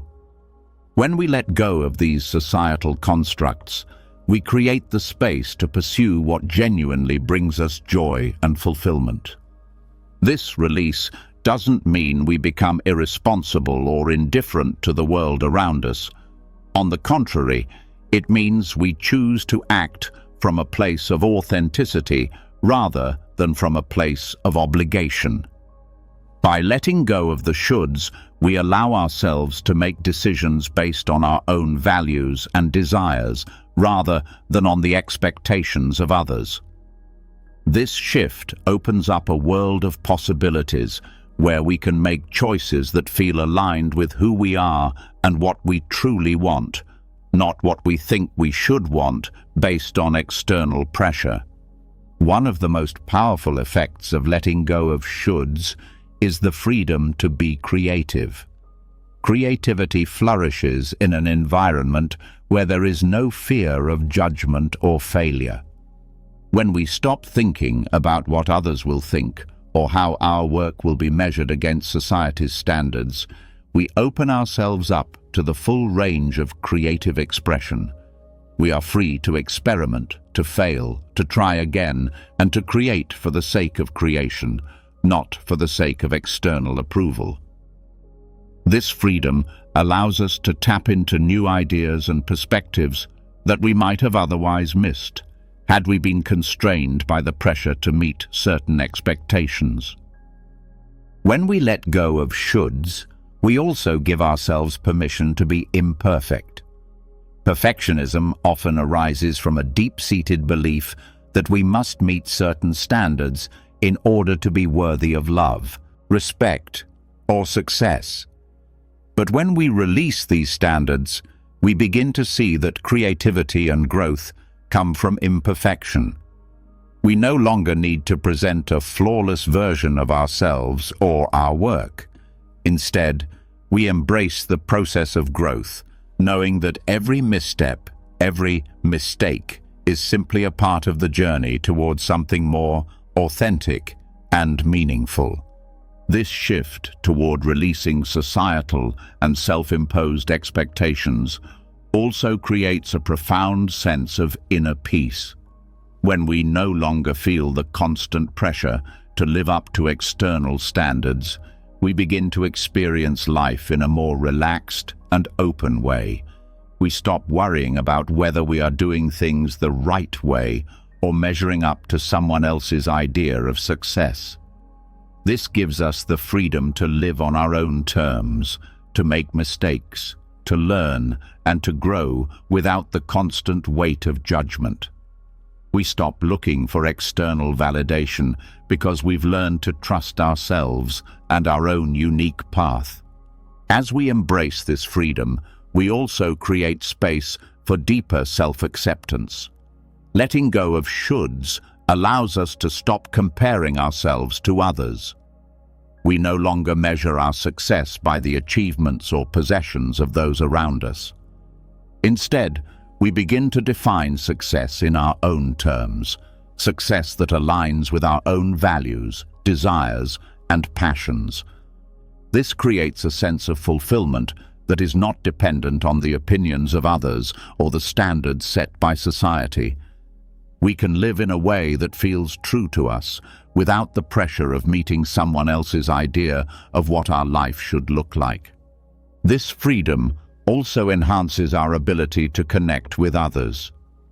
When we stop living by the shoulds, we become more authentic in our relationships. We no longer need to play a role or live up to expectations in order to be loved or accepted. Instead, we can show up as we truly are, flawed, imperfect, and fully human. This authenticity deepens our connections as we allow others to see us for who we really are. In turn, this allows us to appreciate others for their authentic selves without judgment or comparison. By letting go of the shoulds, we also tap into a greater sense of flow in our lives. We stop forcing things to happen, and instead, we allow life to unfold naturally. This doesn't mean that we stop taking action or working toward our goals, but it means that we let go of the need to control the outcome. We stop obsessing over what should happen and instead focus on the present moment, allowing ourselves to be guided by our intuition, passion, and curiosity. This approach leads to a life that feels more effortless, more in tune with the natural rhythms of the world around us. The power of letting go of shoulds is not just about finding freedom from external expectations. It's about finding freedom from the internal pressures that we impose on ourselves. Often, we create our own shoulds based on the ideals we've internalized over the years. We think we should be more successful, more accomplished, more perfect. But when we let go of these internal demands, we allow ourselves to embrace who we are right now. We stop chasing after an idealized version of ourselves and start embracing the version of ourselves that is already enough. This self-compassion creates the space for authentic growth, as we stop striving for an unattainable ideal and instead begin to grow from where we are. In letting go of the shoulds, we begin to create a life that is more authentic, more expansive, and more aligned with our true selves. This process is not about rejecting goals or aspirations, but about redefining what those goals mean. It's about choosing goals that are rooted in our own desires, not in the pressure to meet external standards. It's about living a life that feels true to us, not dictated by the expectations of others. The more we release the shoulds, the more we allow our creativity, our joy, and our authenticity to shine through. And in this space, we create the most meaningful, fulfilling life possible, a life that is defined by our own values, passions, and dreams. As you begin to shed the weight of shoulds and release the external expectations that have shaped your life, you start to experience a profound shift, one that goes beyond the pursuit of success or recognition. This shift, however, is not just about freeing yourself from social norms or societal approval. It also involves letting go of something that most people find difficult to release: the attachment to material wealth. The more we detach from materialism, the more we can cultivate a deeper sense of inner prosperity. It is not in the accumulation of things that we find lasting happiness or peace, but in the quiet realization that true wealth resides within. When we release our dependency on external possessions and wealth, we open the door to a kind of peace that cannot be bought. Material wealth has long been regarded as the key to happiness and success. Society often tells us that the more we acquire, the more secure and fulfilled we will become. We are conditioned to believe that our value is tied to what we own, to the cars we drive, the houses we live in, and the status symbols we display. But what happens when we stop chasing these external markers of success? What if the real treasure is not what we can possess, but the peace and contentment that comes from releasing our attachment to these very things? Buddhism teaches us that attachment to material wealth is a form of suffering. The constant desire for more, the belief that happiness lies just beyond the next purchase or achievement, keeps us in a perpetual state of yearning. We may reach one goal only to immediately set our sights on another, never truly satisfied with what we have. This endless pursuit creates a cycle of discontent as we attach our happiness to fleeting external circumstances. But when we let go of the need to possess and control material wealth, we free ourselves from this cycle. We realize that true prosperity is not about what we own, but about the peace and contentment we cultivate within ourselves. The more we let go of material attachments, the more we realize that what we truly need for happiness and fulfillment is already within us. Our sense of well-being does not come from the things we accumulate, but from our ability to find peace, joy, and meaning in the present moment. Material wealth, when pursued excessively, can distract us from what really matters: our inner peace, our relationships, and our connection to something greater than ourselves. By detaching from this pursuit, we open ourselves to a deeper sense of happiness that is not dependent on the ever-changing circumstances of the external world. This detachment from materialism does not mean that we abandon all possessions or reject the value of financial stability. It means that we release the attachment to material things as a source of validation or self-worth. When we stop measuring our success by the number of things we have, we begin to see the world with new eyes. We appreciate what we have without constantly craving more. We learn to find joy in the simplicity of life, in the moments of connection with others, and in the beauty of the present moment, rather than in the accumulation of possessions. The more we detach from material wealth, the more we begin to experience the true wealth that comes from inner peace. This wealth is not something that can be bought or sold. It is a state of being that arises from within. It is a sense of contentment, of feeling complete and at ease, regardless of the circumstances around us. When we stop seeking external validation through material success, we create space for inner growth. We begin to nurture the qualities that lead to lasting happiness: gratitude, mindfulness, compassion, and self-awareness. These qualities are the true wealth of life, and they are available to us at any time, regardless of what we own or what we have accomplished. In many ways, detaching from material wealth allows us to reconnect with our deeper values. We stop living to impress others or to meet society's standards, and instead, we focus on living in alignment with what is truly important to us. This shift frees us from the pressures and expectations that come with the pursuit of material success. We no longer feel the need to prove our worth through possessions or accomplishments. Instead, we begin to live a life that reflects our authentic self, one that is not dependent on what we have, but on who we are. The more we detach from materialism, the more we cultivate a sense of abundance in our lives. True abundance is not about the quantity of possessions, but the quality of our experiences. It is about appreciating the richness of our lives, the connections we share with others, and the inner peace we carry within us. When we stop chasing after external wealth, we realize that we are already abundant. The wealth we seek is not outside of us, it is within.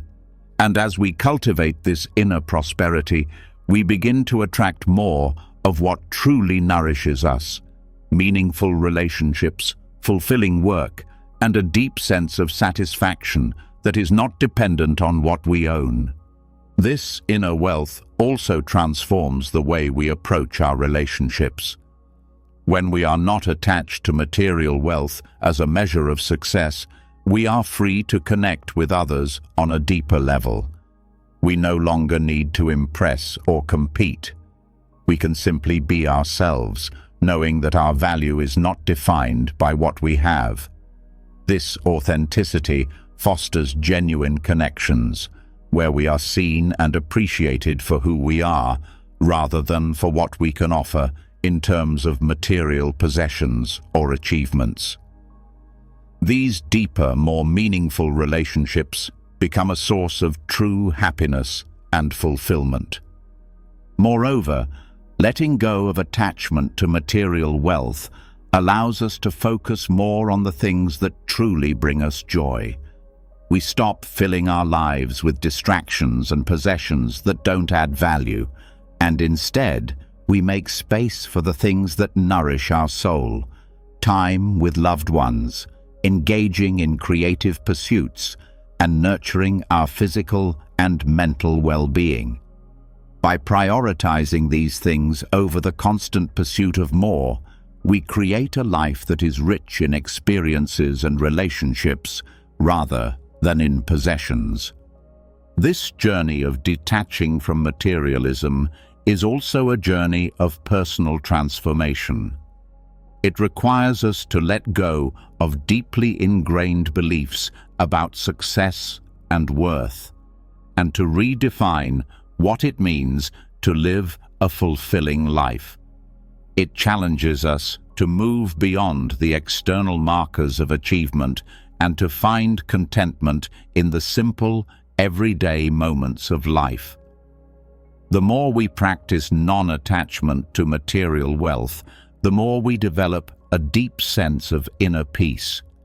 We realize that our happiness is not tied to our possessions, but to our ability to live in alignment with our values and to appreciate the abundance that already exists in our lives. As we continue on this path of detachment, we begin to experience a profound shift in our perspective on life. We stop measuring success by the amount of wealth we accumulate or the status we achieve. Instead, we measure success by the peace, joy, and fulfillment we experience in the present moment. This shift brings with it a sense of freedom. We are no longer bound by the need to accumulate more. We are free to experience life as it is, without the constant pressure to chase after something else. This freedom creates space for true personal growth as we stop seeking external validation and start focusing on the richness of our inner world. The liberation from attachment to material wealth is not just about letting go of things, it is about letting go of the need to control our happiness through external means. It is about recognizing that true prosperity lies within us, in our ability to cultivate peace, gratitude, and connection. When we detach from the pursuit of material wealth, we unlock a deeper sense of fulfillment, one that is not dependent on external circumstances, but on the richness of our own hearts and minds. And in this space, we find the true wealth of life: inner peace, happiness, and the freedom to live authentically. As you release attachment to material wealth and cultivate a deeper sense of inner prosperity, you begin to realize that true freedom doesn't just come from what we acquire or achieve. It comes from our ability to respond to life's stimuli with calmness and clarity. The more we let go of our dependency on external sources of validation and satisfaction, the more we realize that true control comes from our ability to remain non-reactive in the face of life's constant changes. The world will always present challenges, surprises, and emotions that trigger us. But the real power lies in how we choose to respond to these moments. Non-reactivity isn't about suppressing our feelings, it's about creating space between stimulus and reaction, allowing us to respond from a place of balance rather than from a place of impulse or overwhelm. Non-reactivity is a profound practice that many spiritual traditions emphasize as key to personal growth and mastery. In the chaos of daily life, we are bombarded with stimuli, whether it's the stress of work, emotional triggers in relationships, or the constant flow of information and distractions around us. These stimuli often lead us to react impulsively, either out of fear, anger, frustration, or even excitement. However, when we are reactive, we lose our sense of control, letting our emotions dictate our actions rather than responding with thoughtfulness and awareness. The true practice of non-reactivity is not about being passive or detached. Rather, it is about gaining mastery over our emotional state so that we can respond with mindfulness and wisdom. In Buddhism, non-reactivity is often linked to the practice of mindfulness. By observing our thoughts, feelings, and reactions without immediately identifying with them or being swept away by them, we create space for a more deliberate response. This space allows us to choose how we engage with the world, rather than being controlled by it. When we stop reacting automatically, we free ourselves from the cycles of emotional turbulence that often dictate our lives. We begin to realize that we do not need to be ruled by our impulses or external circumstances. Instead, we can choose how we respond to life's challenges, cultivating a sense of calm and clarity even in the midst of chaos. One of the most powerful aspects of non-reactivity is its ability to help us detach from our emotional triggers. We all have certain things that set us off, whether it's a difficult conversation, an uncomfortable situation, or an unexpected change in our plans. When we react to these triggers, we often find ourselves caught in a loop of negative emotions. We may feel anger, frustration, or anxiety, and these feelings can quickly spiral out of control. But when we practice non-reactivity, we can begin to observe these emotions without immediately attaching to them. Instead of becoming consumed by our feelings, we can simply acknowledge them and let them pass, much like clouds drifting across the sky.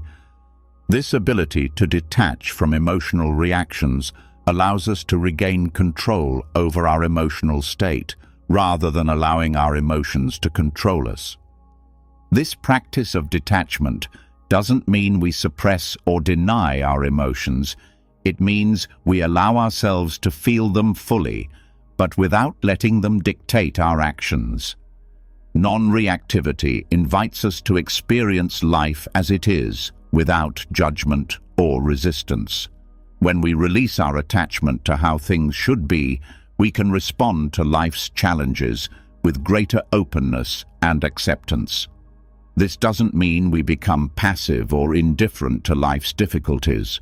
Rather, it means we approach them with a sense of equanimity, understanding that all things, both pleasant and unpleasant, are temporary. By letting go of the need to react immediately, we allow ourselves the space to choose how we wish to respond, which opens the door to personal growth and transformation. The ability to remain non-reactive also allows us to build resilience. Life will always present us with challenges, whether they are big or small.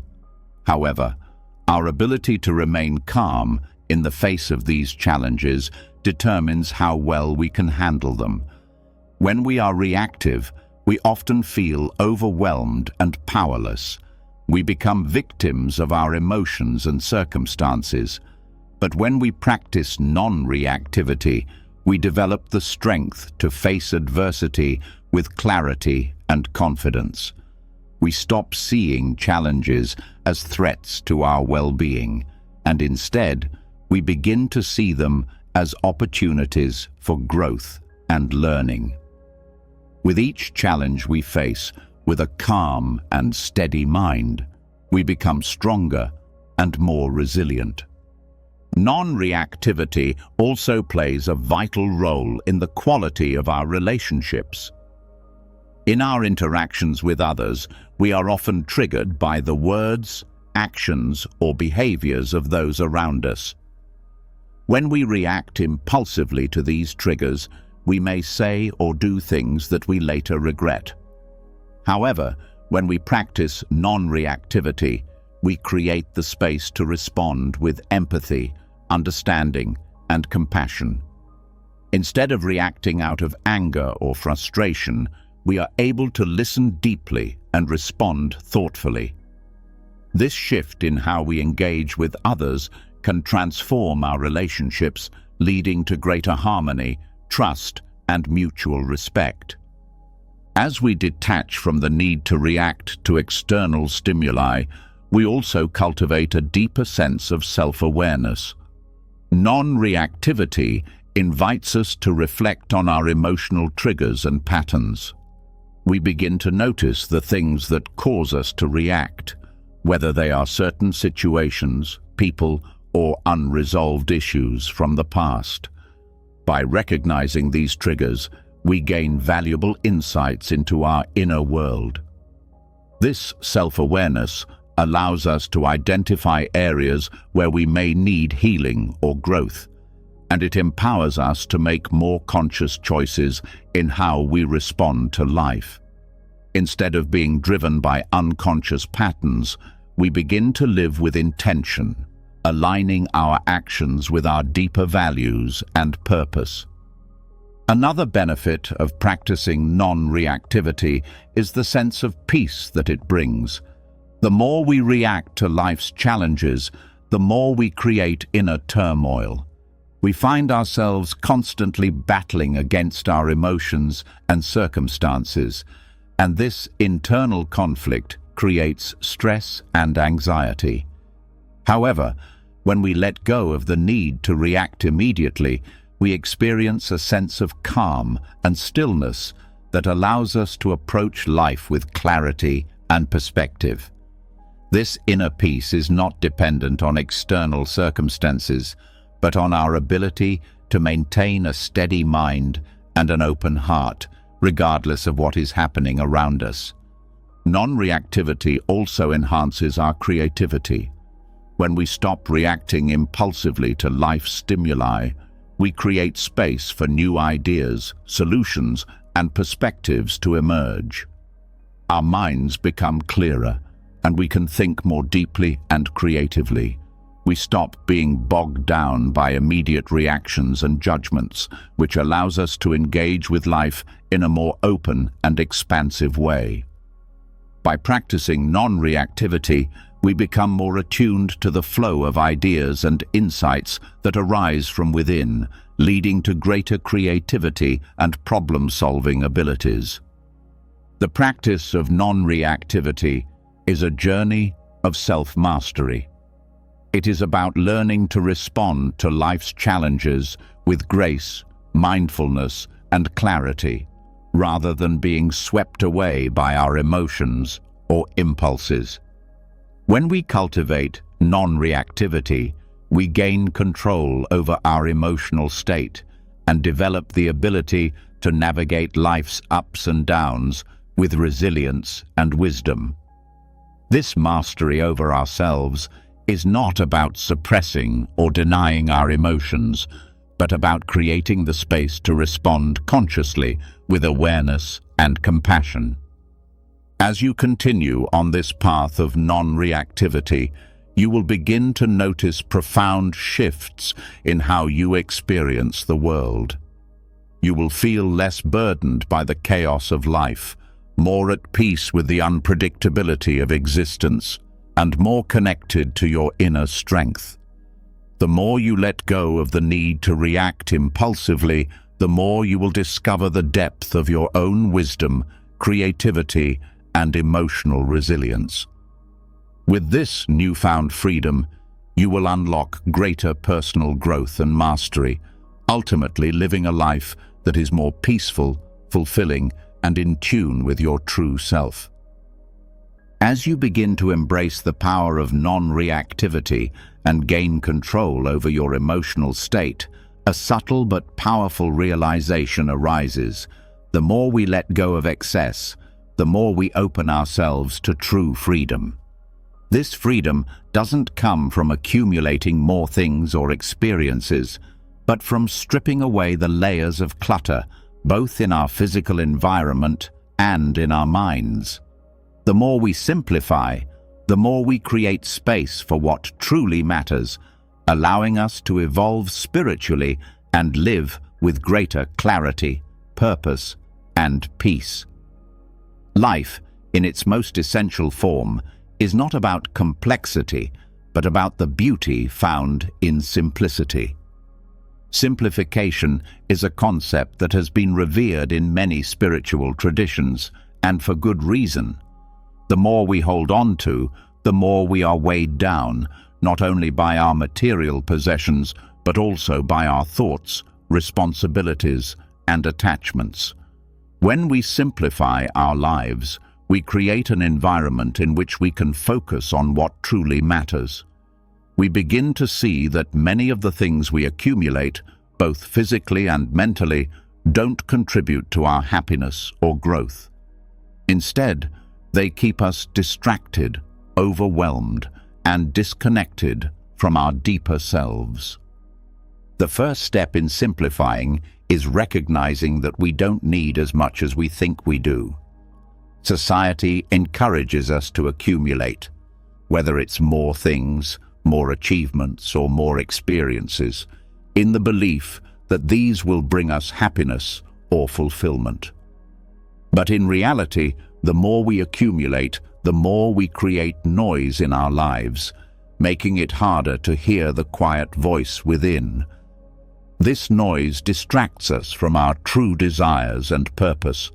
It feeds a cycle of constant wanting and striving, leaving us feeling empty, regardless of how much we possess. When we simplify, we start to cut through this noise. We realize that our true fulfillment doesn't come from what we own or the status we hold, but from the space we create for peace, reflection, and connection. By letting go of the unnecessary, we create a life that is more focused, more intentional, and more aligned with our core values. Simplifying doesn't mean sacrificing joy or pleasure, but rather removing the excess that drains our energy and attention so we can focus on what truly nourishes us. In terms of material possessions, simplification is not about living in deprivation, but about embracing intentionality. It's about making conscious decisions about what we keep and what we let go of. When we hold on to too many things, they not only take up physical space, but they also take up mental space. Each item we keep carries a memory, a thought, or an expectation. And while some of these items may serve us, many others are just remnants of past identities or symbols of things we feel we should have, rather than things we truly need. When we begin to declutter, we begin to let go of these lingering attachments and free ourselves from the burden of shoulds. This release creates a sense of freedom, a freedom to live with less and appreciate more. The same principle applies to our mental clutter. We often hold on to unnecessary thoughts, worries, and past regrets, which prevent us from fully experiencing the present moment. These mental clutter patterns become ingrained in our psyche, shaping our decisions and emotions in ways that limit our growth. Simplifying the mind means learning to let go of the thoughts and stories that no longer serve us. It means clearing out the space for new, fresh perspectives and focusing our energy on the present moment. Simplicity also allows us to reconnect with our spiritual nature. When life is filled with excess, whether physical, emotional, or mental, it's easy to feel disconnected from ourselves and the world around us. The clutter of everyday life, both external and internal, drowns out the stillness required for spiritual insight and growth. But when we simplify, we create the space for deeper introspection and spiritual connection. In that space, we are able to listen to our inner voice, align with our true values, and deepen our understanding of the world and our place in it. This sense of freedom found in simplicity is also reflected in our relationships.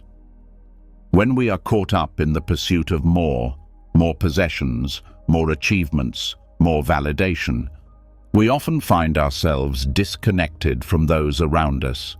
We become distracted not only by our material desires, but by the expectations and obligations we place on ourselves and others. Simplifying our relationships means letting go of these expectations and allowing others to show up as they are.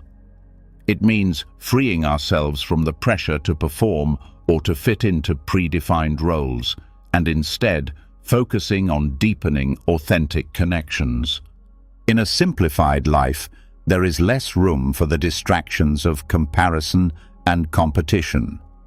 When we remove the external markers of success and fulfillment, such as possessions, status, or achievements, we can begin to see others for who they truly are, not for how they measure up to our own standards. This shift brings with it a sense of peace and understanding, as we no longer feel the need to judge or compete. We can simply be present with others, appreciating their uniqueness and engaging in relationships that are grounded in mutual respect and compassion. The practice of simplifying our lives also has a profound impact on our mental and emotional well-being. When we are constantly surrounded by noise, whether it's the physical clutter of our homes or the emotional clutter of unprocessed feelings, it's easy to feel overwhelmed, stressed, and disconnected. Simplification creates space for relaxation and rejuvenation. It allows us to step back from the constant demands of daily life and to focus on what really matters: our inner peace, our relationships, and our connection to the present moment. This creates a sense of calm and clarity that can have a transformative effect on our overall well-being. Moreover, when we simplify, we learn to be more intentional with our time and energy. Rather than spreading ourselves thin with countless activities or obligations, we focus on what brings us fulfillment and joy. This intentionality leads to more meaningful experiences as we are no longer distracted by the busyness of life. We can direct our attention to the things that truly nourish us, whether it's spending quality time with loved ones, pursuing our passions, or engaging in practices that promote our spiritual growth. This intentional focus also creates the space for us to rest and recharge, which is essential for personal growth. By letting go of excess, we also begin to align ourselves with a deeper sense of purpose. When we remove distractions and unnecessary baggage, we can more clearly see the path ahead of us. We are no longer bogged down by the weight of external expectations or the pressure to perform. Instead, we can move forward with clarity and confidence, guided by our inner wisdom and a sense of purpose that comes from within. This alignment with our deeper values leads to more authentic action and more fulfilling experiences, as we are no longer chasing after things that are disconnected from who we truly are. Simplicity also allows us to appreciate the beauty of life as it is, without needing to constantly strive for something more. In a world that is always pushing for more success, more things, more accomplishments, it's easy to lose sight of the simple joys that already surround us. But when we simplify our lives, we begin to appreciate the richness of the present moment. We learn to savor the small things, like a quiet walk in nature, a shared meal with loved ones, or a moment of stillness. These moments of appreciation bring us back to the essence of life, reminding us that the most important things cannot be bought, but must be experienced in the present moment. The more we simplify, the more we cultivate the freedom to truly live. We stop chasing after external markers of success and start living in alignment with our own values and desires. We let go of the need for approval, the pressure to perform, and the constant striving for more. In doing so, we create a life that is more peaceful, more authentic, and more connected to our true selves. This simplicity leads to spiritual evolution, as we learn to embrace life as it is, without attachment to the outcomes, and with a deep appreciation for the beauty and richness of the present moment. In letting go of excess, we discover that true freedom comes not from accumulating more, but from creating space for what truly matters. The more we simplify, the more we make room for inner peace, growth, and connection. This freedom allows us to step into our most authentic selves, to live with intention, and to experience a life that is rich with meaning and purpose. As we begin to experience the freedom that comes from simplifying our lives and letting go of excess, another powerful realization emerges. The ability to truly heal often comes from stepping back rather than constantly trying to fix. In a world that constantly urges us to act, solve problems, and intervene, the deep silence of non-concern offers an entirely different approach. When we detach from the need to control or fix everything around us, we create the space for natural healing to occur, both for ourselves and for those we care about.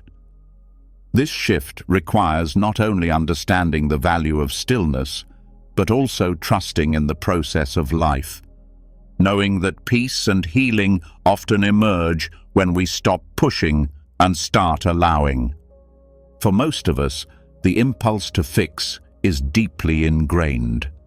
We want to make things better for others, solve the problems that arise in our lives, and often we feel an internal pressure to do something when faced with difficulty.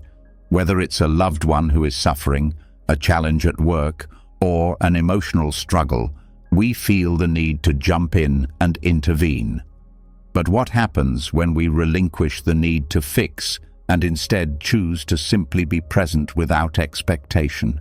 How does this shift in perspective create the conditions for true healing?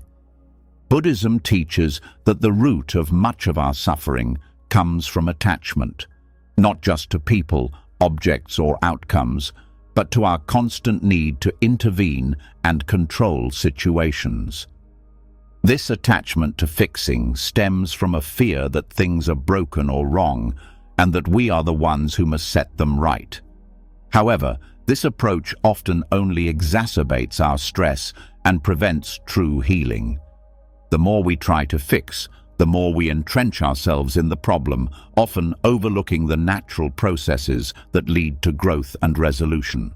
The art of non-concern is about relinquishing control and trusting the natural course of things. It is a practice of observing without interference, offering support without feeling the need to take over. This doesn't mean we become passive or detached from the world around us. Rather, it means we learn to act with discernment and wisdom, knowing when to step in and when to step back.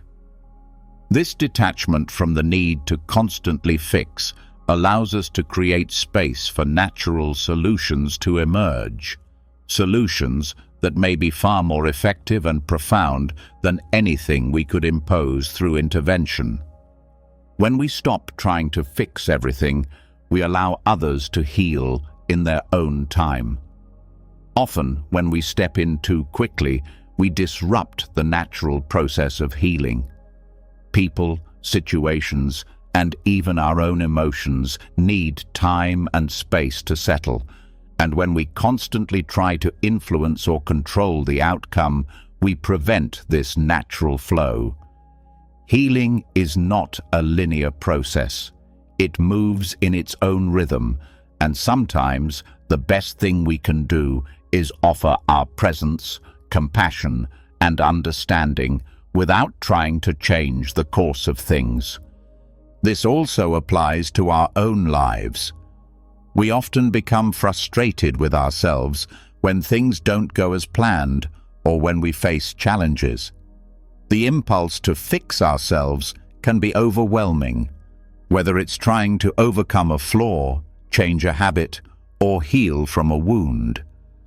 But what if, instead of forcing change, we allowed ourselves to be present with our struggles?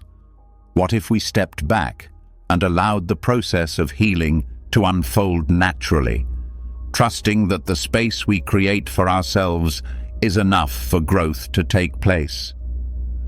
Non-attachment to the need to fix also involves trusting in the wisdom of life itself. When we detach from the idea that we must have all the answers, we open ourselves to the deeper wisdom that already exists within us and around us. This trust in the process allows us to surrender to the flow of life, knowing that everything will resolve in its own time. The more we practice stepping back, the more we realize that many of the answers we seek are already available to us, but we often cannot access them when we are caught up in the urgency of fixing. This detachment from intervention doesn't mean we stop caring. On the contrary, it means we care deeply enough to allow the other person or situation the space to evolve and heal. True compassion doesn't come from fixing, it comes from understanding and supporting. When we release the need to impose our solutions on others, we create the space for them to discover their own path to healing. This kind of support is far more meaningful and empowering because it honors the autonomy and capacity of others to navigate their own journey. The act of detaching from the need to fix also encourages a deeper sense of acceptance. We learn to accept things as they are, rather than trying to force them into a mold that fits our expectations. This acceptance is not passive resignation, but a recognition that life, in its imperfect state, is exactly as it needs to be. When we embrace this understanding, we find peace in the present moment, free from the constant urge to change or control what is happening around us.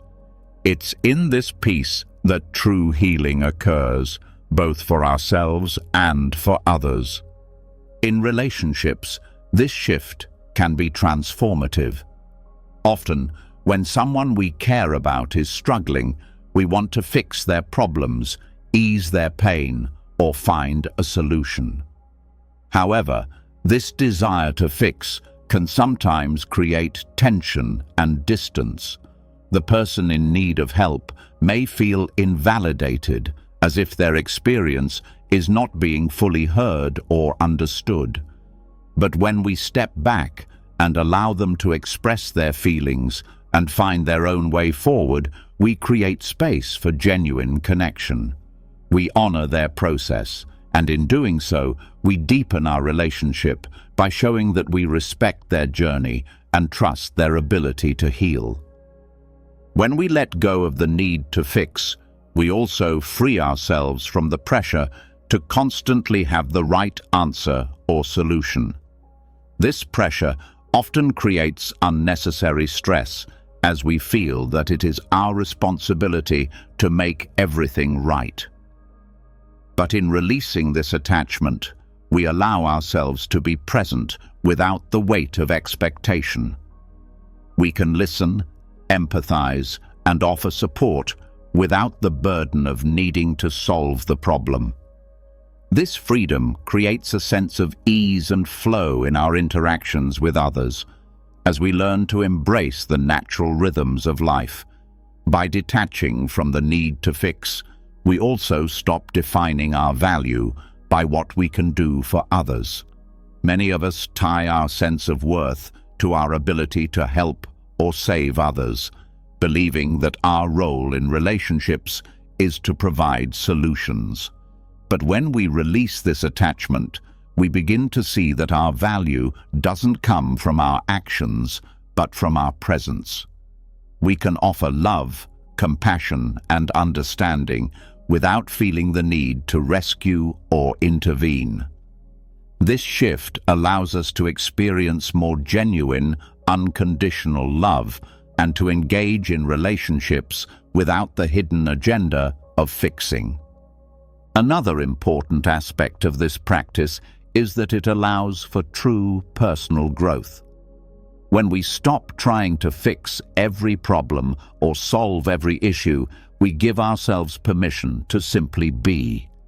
This space of non-interference creates room for introspection, self-awareness, and deep healing.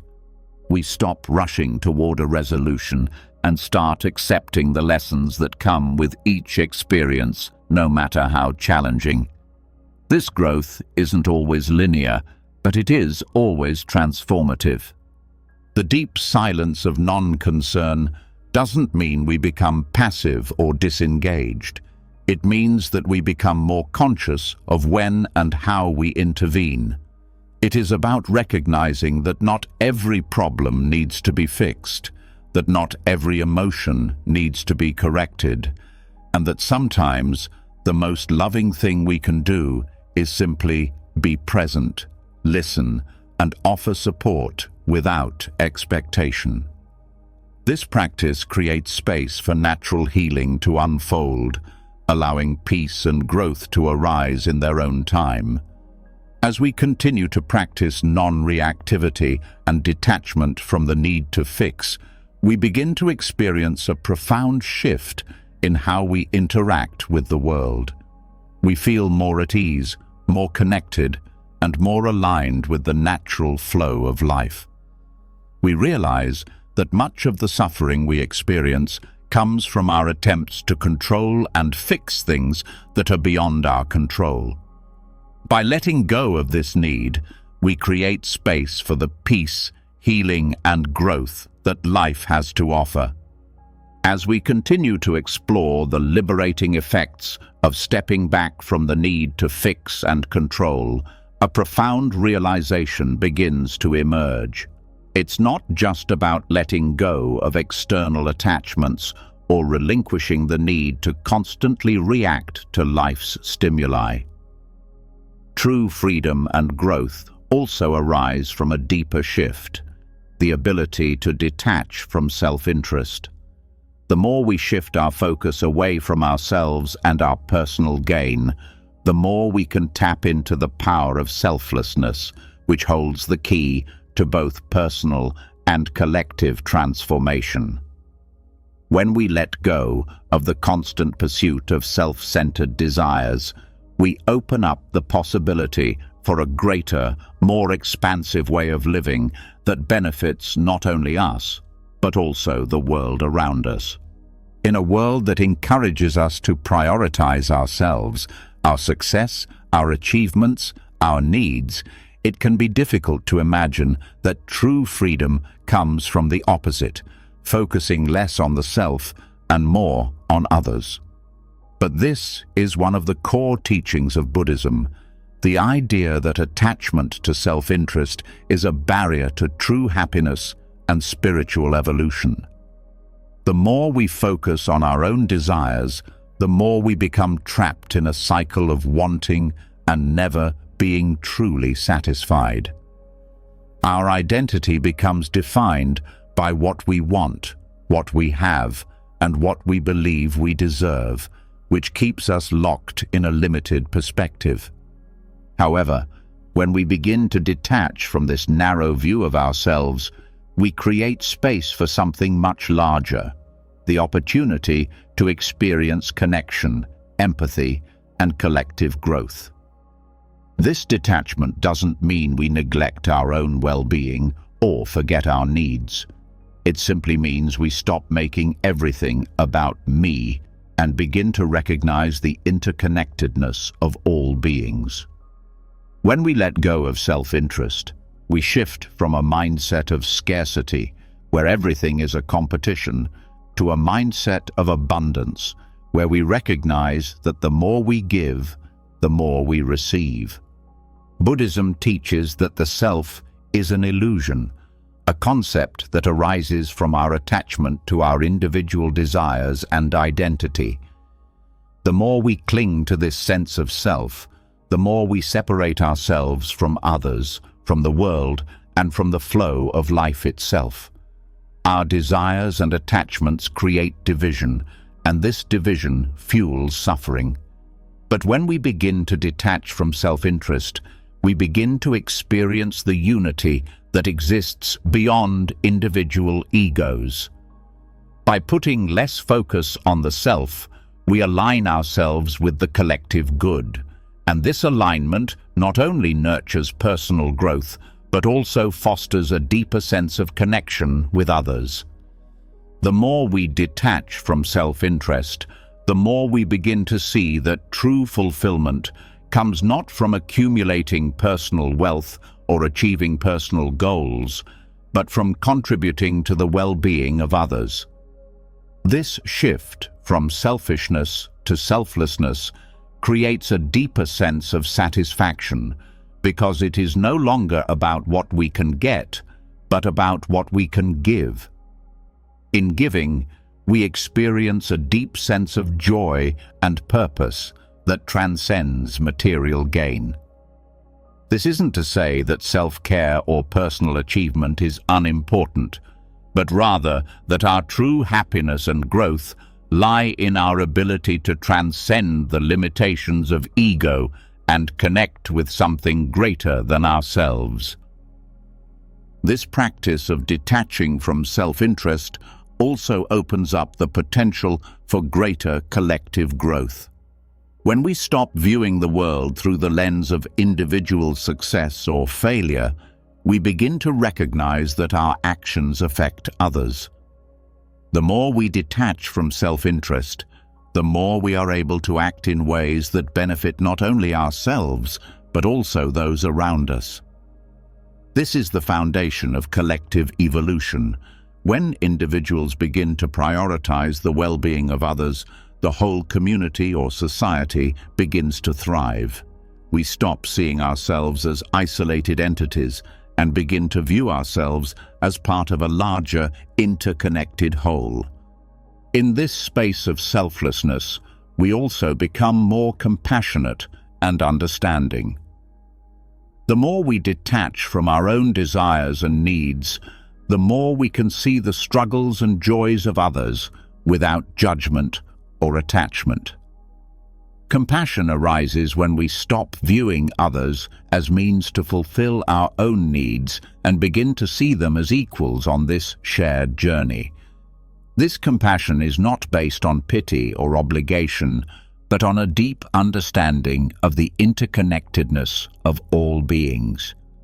It is the realization that when one person suffers, the collective suffers, and when one person heals, the collective heals.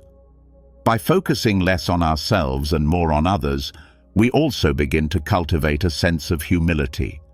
We stop seeing ourselves as the center of the universe, and instead we recognize that we are part of something much larger. Humility allows us to approach others with respect and empathy, acknowledging their unique experiences and perspectives. It also allows us to accept our own imperfections and limitations without judgment. The more we detach from self-interest, the more we are able to engage with the world with an open heart and mind, free from the constraints of ego. This process of detaching from self-interest is transformative because it allows us to break free from the cycles of desire, attachment, and dissatisfaction that keep us trapped in a narrow, self-centered view of life. The more we detach from the need to satisfy our personal wants and needs, the more we open ourselves up to the natural flow of life. We begin to experience life as a gift rather than something to be controlled or acquired. In this space of surrender, we create the conditions for true spiritual growth. Growth that is not based on external achievement, but on an internal shift in consciousness that aligns us with the greater whole. The practice of detaching from self-interest also leads to greater resilience.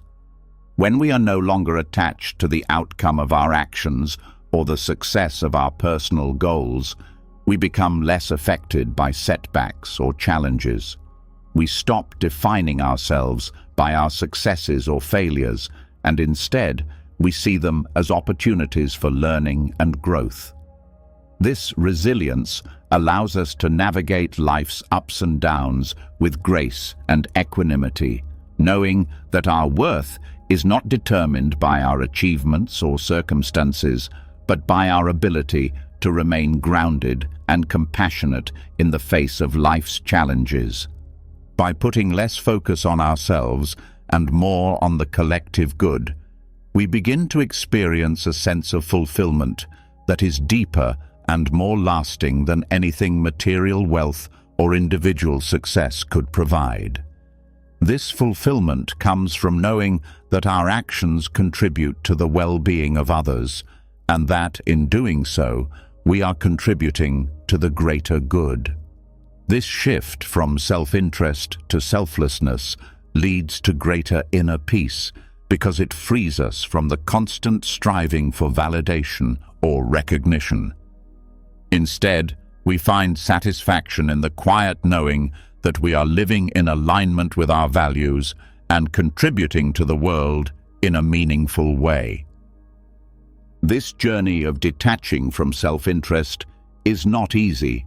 It requires us to confront our attachments, our fears, and our ego-driven desires. But the rewards are immeasurable.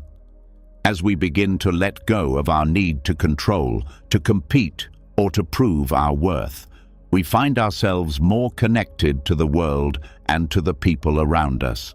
We experience deeper joy, more fulfilling relationships, and a profound sense of purpose that comes from living for something greater than ourselves. Through selflessness, we unlock the potential for collective growth, personal transformation, and spiritual evolution, creating a life that is rich with meaning and filled with peace.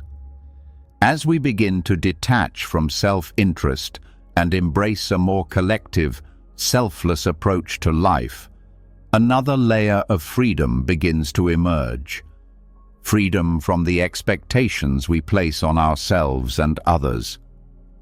The weight of how things should be can be so heavy, pulling us away from the present moment and leading us into constant frustration when reality doesn't align with our mental projections. But the more we release these expectations, the more we open ourselves to the natural flow of life, allowing it to unfold as it will, and in the process, we find deeper growth and boundless possibilities. We live in a world that constantly tells us how things should be, how we should look, how our careers should progress, how our relationships should evolve, and how life should unfold according to some predefined narrative. These expectations come from society, culture, and even from within ourselves. They create a framework that often feels rigid and confining, leaving little room for spontaneity, change, or true self-expression. When we become too attached to these expectations, we close ourselves off from the endless possibilities that life offers, unable to see beyond the narrow path we've envisioned. Letting go of the belief that life must follow a certain course is not an act of resignation. Instead, it is an act of liberation. Releasing attachment to how things should be means embracing the present moment and acknowledging that life can be full of surprises, change, and growth, none of which are defined by our expectations. The moment we stop insisting that things unfold in a particular way is the moment we begin to experience a freedom that is not bound by a timeline, a goal, or an outcome. When we stop expecting life to look a certain way, we also stop measuring our success by how closely things align with our plans. We can begin to appreciate life for what it is in its raw and unpredictable form. This openness to life's uncertainty allows us to be more adaptable, more resilient, and more attuned to the opportunities that are available to us, even if they don't fit within our narrow expectations. The more we let go of how we think things should go, the more we create space for growth and possibilities that may have once seemed out of reach. One of the biggest challenges in letting go of expectations is the pressure we place on ourselves to meet certain standards or milestones. We often feel like failures if things don't go according to plan, even though life is rarely a linear path. By releasing attachment to outcomes, we stop defining ourselves by what we accomplish or how quickly we reach our goals. Instead, we allow ourselves the grace to move at our own pace, free from the burden of measuring success against a fixed timeline. This shift in mindset leads to greater peace, as we stop chasing after an idealized version of ourselves and begin to appreciate who we are right now. Living without expectations also allows us to truly embrace change. So often, we resist change because it doesn't fit within the framework we've created in our minds. When we are attached to a certain way of life, change can feel like a threat. But when we let go of expectations, we begin to see change as an inevitable and necessary part of growth. Instead of fearing it, we start to welcome it, knowing that each new experience is an opportunity for deeper learning and self-discovery. Life becomes less about controlling the future and more about embracing whatever comes our way with an open heart. The freedom of non-expectancy also deepens our relationships. We often enter into relationships with certain expectations about how they should develop, how others should behave, or what they should bring into our lives. But when we let go of these expectations, we open the door to more authentic and fulfilling connections. We begin to see people for who they truly are, not for who we think they should be. This shift fosters more genuine interactions as we stop imposing our own desires and agendas onto others, and instead allow them to show up as they are. By releasing the need to control or mold relationships, we allow them to evolve naturally, leading to deeper and more meaningful connections. This freedom also allows us to appreciate life more fully. When we're not constantly looking for what's next or how things should unfold, we can be more present in the moment. We stop living for the future or the next milestone, and instead we begin to find joy in the here and now. We start to notice the small things, the conversations, the quiet moments, the beauty in the world around us, things we might have overlooked when we were too focused on our expectations.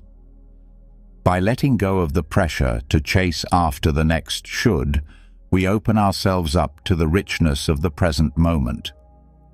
Letting go of expectations also helps us release the burden of perfectionism. So often, we place unrealistic standards on ourselves and others, leading to feelings of inadequacy, frustration, and burnout. By releasing the need to meet these standards, we create the space to simply be. We stop holding ourselves to unattainable ideals and begin to accept ourselves for who we are. This self-acceptance allows for more genuine growth, as we no longer feel the need to be perfect or to have everything figured out. Instead, we embrace the beauty of imperfection, knowing that it is through our flaws and mistakes that we learn and evolve. This shift in perspective also allows us to cultivate a deeper sense of trust in ourselves and in life. When we stop holding on to rigid expectations, we begin to trust that everything will unfold as it is meant to. We stop trying to control the future and start living with more ease, knowing that we are capable of navigating whatever comes our way. This trust in the process frees us from anxiety and stress, allowing us to move through life with a sense of calm and confidence. In terms of personal growth, the freedom of non-expectancy allows us to expand beyond our limitations. So often, we place limits on ourselves based on what we think we should achieve or how we think we should be. But when we release these expectations, we open ourselves up to a world of possibilities. We are no longer confined by a narrow vision of success or identity. Instead, we become open to exploring new passions, interests, and paths that may have once seemed out of reach because they didn't fit within the rigid boundaries we had set for ourselves. This freedom encourages exploration, creativity, and deeper self-discovery, allowing us to become more of who we truly are. The practice of non-expectancy also allows us to release the need for validation or approval from others. So often, we act in ways that align with what others expect from us, seeking their approval or admiration. But when we let go of this attachment, we begin to act from a place of authenticity, free from the need for external validation. We trust our own judgment and make decisions based on our values and desires, not on what we think others want or expect from us. This self-trust empowers us to live with greater confidence and independence, knowing that we don't need to rely on anyone else's approval to be fulfilled. As we continue to practice letting go of expectations, we begin to feel a deeper sense of freedom. We are no longer bound by the constraints of what we think life should look like or how we should be. We become more open to life as it is, experiencing it fully and with appreciation.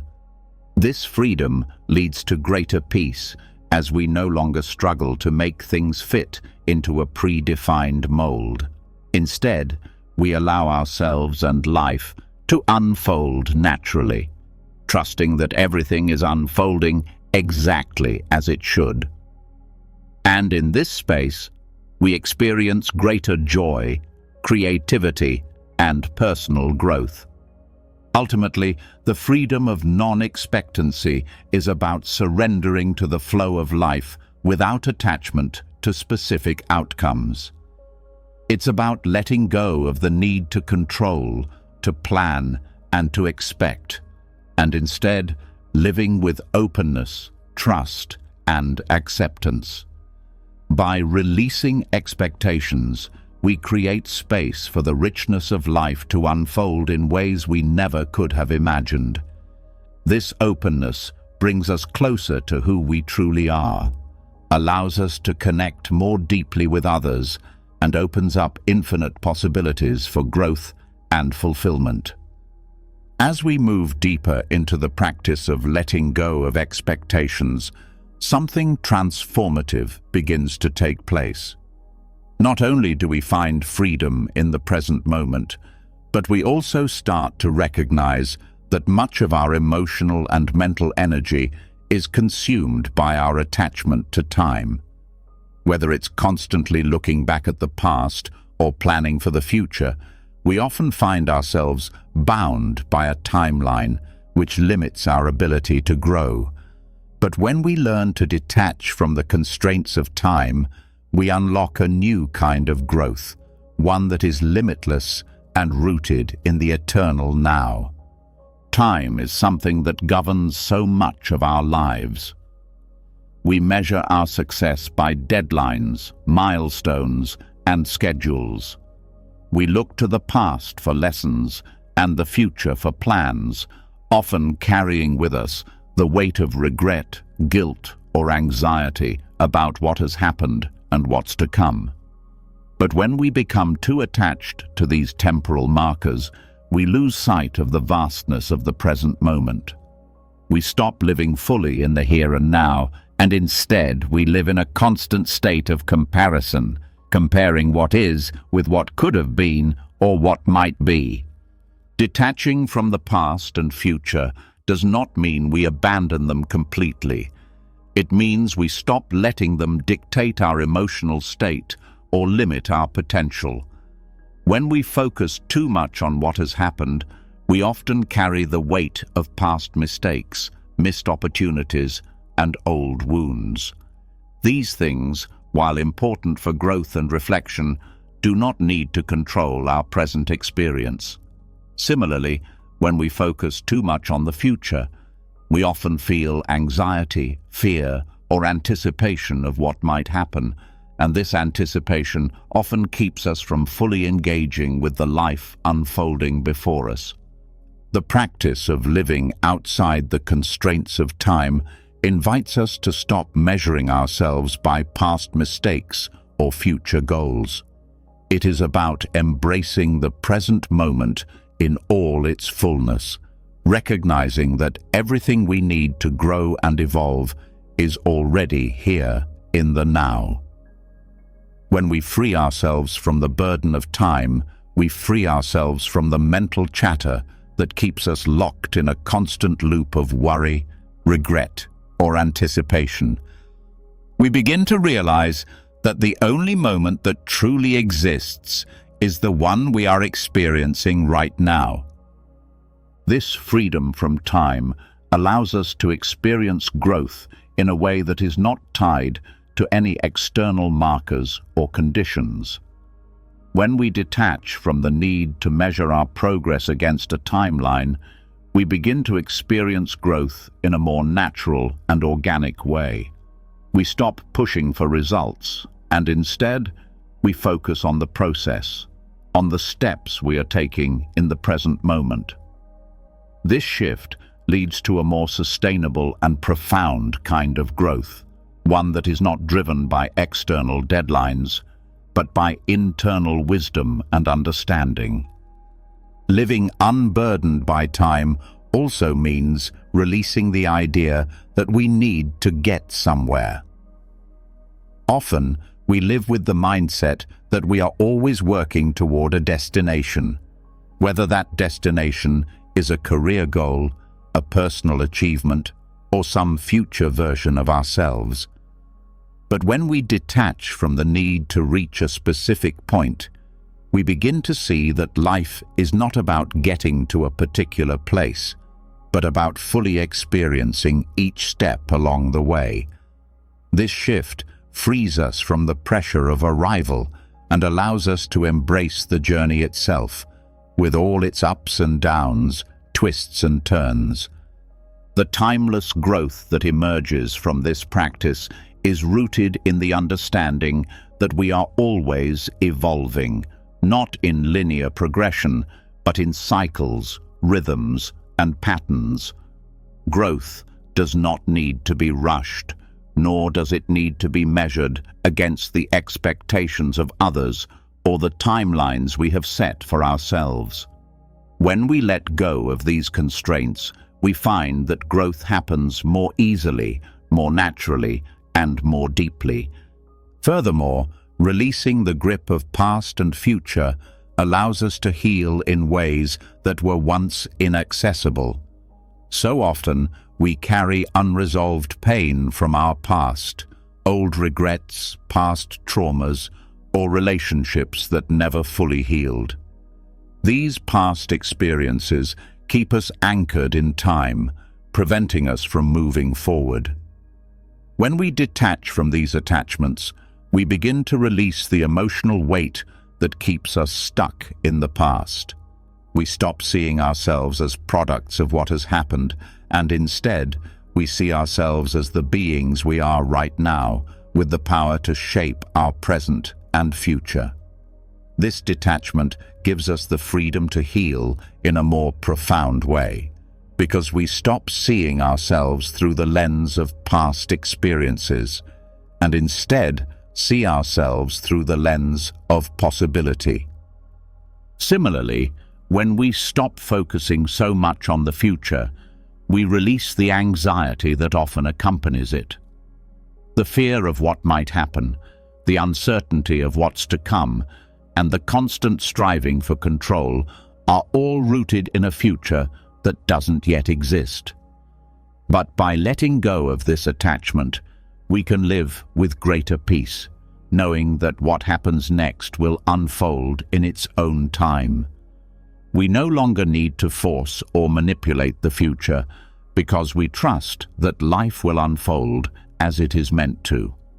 This sense of trust in the natural flow of time brings with it a deep sense of peace, allowing us to live with greater ease and acceptance. The practice of living beyond time also allows us to tap into the vast potential of the present moment. When we stop rushing through life, we begin to see things that were once overlooked. We notice the subtle beauty of each moment, the quiet blessings that surround us, and the richness of our experience. In this space, we find that the present moment is enough. It is full of everything we need for growth, peace, and happiness. We no longer need to look elsewhere, because all the wisdom and fulfillment we seek is already present, waiting to be discovered. This timeless approach to growth invites us to be more mindful, more present, and more connected to the world around us. We stop living in a constant state of doing and begin to appreciate the beauty of being. The more we let go of our attachment to time, the more we realize that life's greatest lessons are found in the simplest of moments, in the quietest spaces, and in the deepest parts of ourselves. When we let go of the burden of time, we also free ourselves from the need to compare. Often, we compare ourselves to others based on where they are in life compared to where we are. But when we stop measuring our progress by a clock, we stop comparing our journey to anyone else's. We understand that everyone's path is unique, and that the only comparison worth making is between who we are now and who we are becoming. This freedom from comparison allows us to focus on our own growth without the distraction of what others are doing or achieving. Living unburdened by time also allows us to cultivate a deeper connection with the world. When we stop rushing through life, we begin to see the interconnectedness of all things. We notice the cycles of nature, the rhythms of life, and the wisdom that exists in the present moment. We begin to live in harmony with the flow of the universe, understanding that everything is constantly changing and evolving. By embracing this flow, we find ourselves more in tune with the world and more at peace with our place in it. As we continue to detach from the constraints of time, we begin to understand that growth is not something that can be forced or rushed. It is something that unfolds naturally when we are open to the present moment and the wisdom it holds. We stop looking for external validation or measuring our success against arbitrary timelines. Instead, we trust in the process of life and allow ourselves to grow at our own pace, knowing that the journey itself is the reward. And in this trust, we discover a deeper sense of fulfillment and peace that transcends time itself. Ultimately, the practice of living beyond the limitations of time allows us to experience the true freedom of the present moment. By letting go of the past and future, we create the space for timeless growth that is not bound by external circumstances or deadlines, but is rooted in our own inner wisdom and connection to the flow of life. As we embrace this freedom, we unlock limitless potential for personal growth, spiritual evolution, and peace. As we move through the practice of letting go of time's constraints and embracing the present moment, we begin to discover another powerful truth. True freedom comes when we detach from our emotional reactions. Much like how we free ourselves from external attachments and the pressure of outcomes, the way we relate to our emotions plays a pivotal role in unlocking our personal potential. When we stop letting emotions dictate our actions, we open up a vast space for growth, clarity, and authenticity. This practice of non-attachment to emotions is not about suppressing or ignoring our feelings, but about stepping back and observing them without being controlled by them. In our daily lives, emotions are constant companions. Whether it's anger, fear, joy, or sadness, our emotional landscape often dictates how we navigate the world. While emotions are an essential part of being human, we often allow them to take the driver's seat in our decisions, relationships, and actions. When we react to life purely based on our emotional states, we create cycles of impulsive behavior, stress, and sometimes regret. However, when we learn to care less about these emotional reactions, we create the space for more thoughtful, intentional responses to life. Non-attachment to emotions is not about becoming numb or detached from feeling. Rather, it's about understanding that emotions, while natural, are transient. They come and go, but they don't define us. When we are not attached to them, we can experience them fully without letting them shape our actions or our sense of self. This practice is about giving ourselves the freedom to feel without being consumed by our feelings. For example, we may feel anger rise in response to a challenging situation, but when we don't immediately react to that anger, we allow ourselves to make a conscious decision on how to respond. Whether to express it calmly, let it go, or explore the underlying cause of the emotion. This pause between feeling and reacting is where growth happens. It allows us to break the cycle of automatic emotional reactions and create space for more mindful, thoughtful actions. This shift in how we approach emotions also allows us to move through life with greater resilience. Life's ups and downs are inevitable, and how we react to them can make all the difference in our personal growth. When we are emotionally reactive, we may feel helpless in the face of adversity. But when we detach from our emotional reactions, we recognize that we have the ability to choose how we respond, regardless of the situation. This gives us power over our emotional state and how we experience life. It's not that emotions won't arise, they always will, but we begin to see that we don't have to be controlled by them. By caring less about emotional reactions, we also create space for deeper self-awareness. Emotional responses often stem from unconscious beliefs, past experiences, and fears. When we react without thought, we act from these underlying patterns. However, when we step back and observe our emotions, we begin to recognize these patterns for what they are. This awareness helps us break free from conditioned responses and gives us the opportunity to grow beyond them. By practicing non-attachment, we start to unravel the stories and beliefs that have shaped our emotional reactions, ultimately leading to greater emotional intelligence. This detachment from emotions also enhances our relationships with others. When we are attached to our emotional reactions, we often project our feelings onto others, causing conflict and misunderstanding. For example, if we feel insecure or anxious in a situation, we may act out of those emotions, leading to defensiveness or withdrawal in our interactions. But when we detach from the need to react emotionally, we can engage with others from a place of calm and clarity.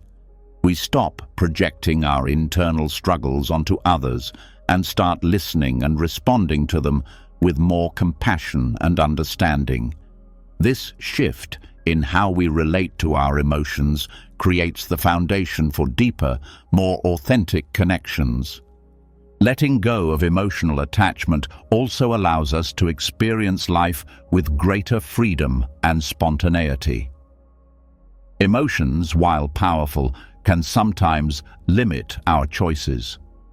When we are ruled by our emotional reactions, we may hold back from pursuing opportunities, taking risks, or expressing ourselves fully. But when we stop caring so much about how we feel in a given moment, we free ourselves from the limitations that emotions place on our lives. For example, the fear of failure may hold us back from trying something new, but when we detach from the emotional reaction of fear, we can move forward with confidence, knowing that emotions, like everything else, will pass. This freedom from emotional attachment also promotes a deeper sense of peace. The more we learn to observe our emotions without becoming entangled in them, the more we realize that we don't need to constantly react to life's challenges. We stop seeing emotions as obstacles and start seeing them as temporary states that come and go.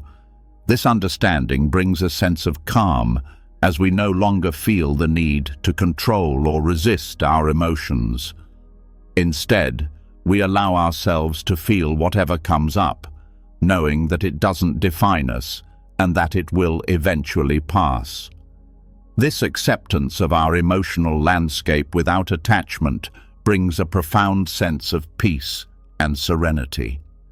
Non-attachment to emotions also allows us to tap into our creativity and intuition. When we are emotionally attached, we often find ourselves in a state of overwhelm, making it difficult to think clearly or creatively. Our emotional state clouds our judgment and limits our ability to access our full potential. However, when we detach from these emotions, we open up the channels for more creativity, insight, and intuitive thinking. We stop being bogged down by emotional turmoil and begin to see the world with greater clarity, allowing new ideas and solutions to flow freely. As we practice caring less about emotional reactions, we also build greater emotional resilience. Life will continue to present us with challenges, but the more we detach from emotional outcomes, the more we are able to navigate these challenges with grace. We learn to respond thoughtfully rather than react impulsively, which leads to better decision-making and a greater sense of empowerment.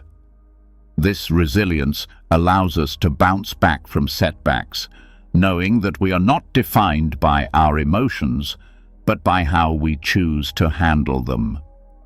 The practice of detaching from emotions does not mean we become indifferent or disconnected from our feelings. Rather, it means that we engage with them in a more conscious, intentional way. We experience emotions without being overwhelmed by them or driven by them. This approach gives us greater control over our emotional landscape, allowing us to navigate life with a deeper sense of ease and balance. This freedom from emotional attachment ultimately leads to personal growth, as we become more aware of ourselves and how we interact with the world. We begin to respond to life with a sense of calm and clarity, no longer being controlled by the ebbs and flows of our emotional reactions. This shift opens up space for greater self-expression, deeper relationships, and a more fulfilling life. By caring less about emotional reactions, we create room for true personal growth that is not dictated by our emotions, but by our ability to engage with life in a more mindful and compassionate way. In this journey of letting go of emotional attachment, we ultimately discover the freedom to live fully in each moment. We are no longer bound by our past emotional responses, and we are no longer fearful of what emotions may arise in the future. Instead, we are free to experience life as it is, with openness, curiosity, and a deep sense of inner peace. As we've explored together, the less we care about the external pressures, expectations, and attachments, the more room we create for true growth, freedom, and peace. From releasing our attachment to outcomes and possessions to letting go of the need to control emotions and timelines, we've learned that the secret to living a fulfilled life lies in detaching from the things that weigh us down. By focusing less on what we should be and embracing the natural flow of life, we tap into the vast potential within ourselves and the world around us. In this journey of lessening our attachments, we find that true growth happens not through force or striving, but through allowing ourselves to simply be, to trust, and to live with intention.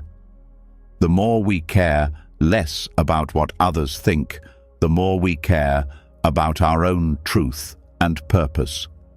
The more we detach from the need for material wealth or the pressure to fix everything, the more we invite real abundance, healing, and connection. Now, as you reflect on the lessons we've shared, I'd love to hear your thoughts. How have you experienced the transformative power of letting go of attachments in your own life? Leave a comment below and share your journey with us.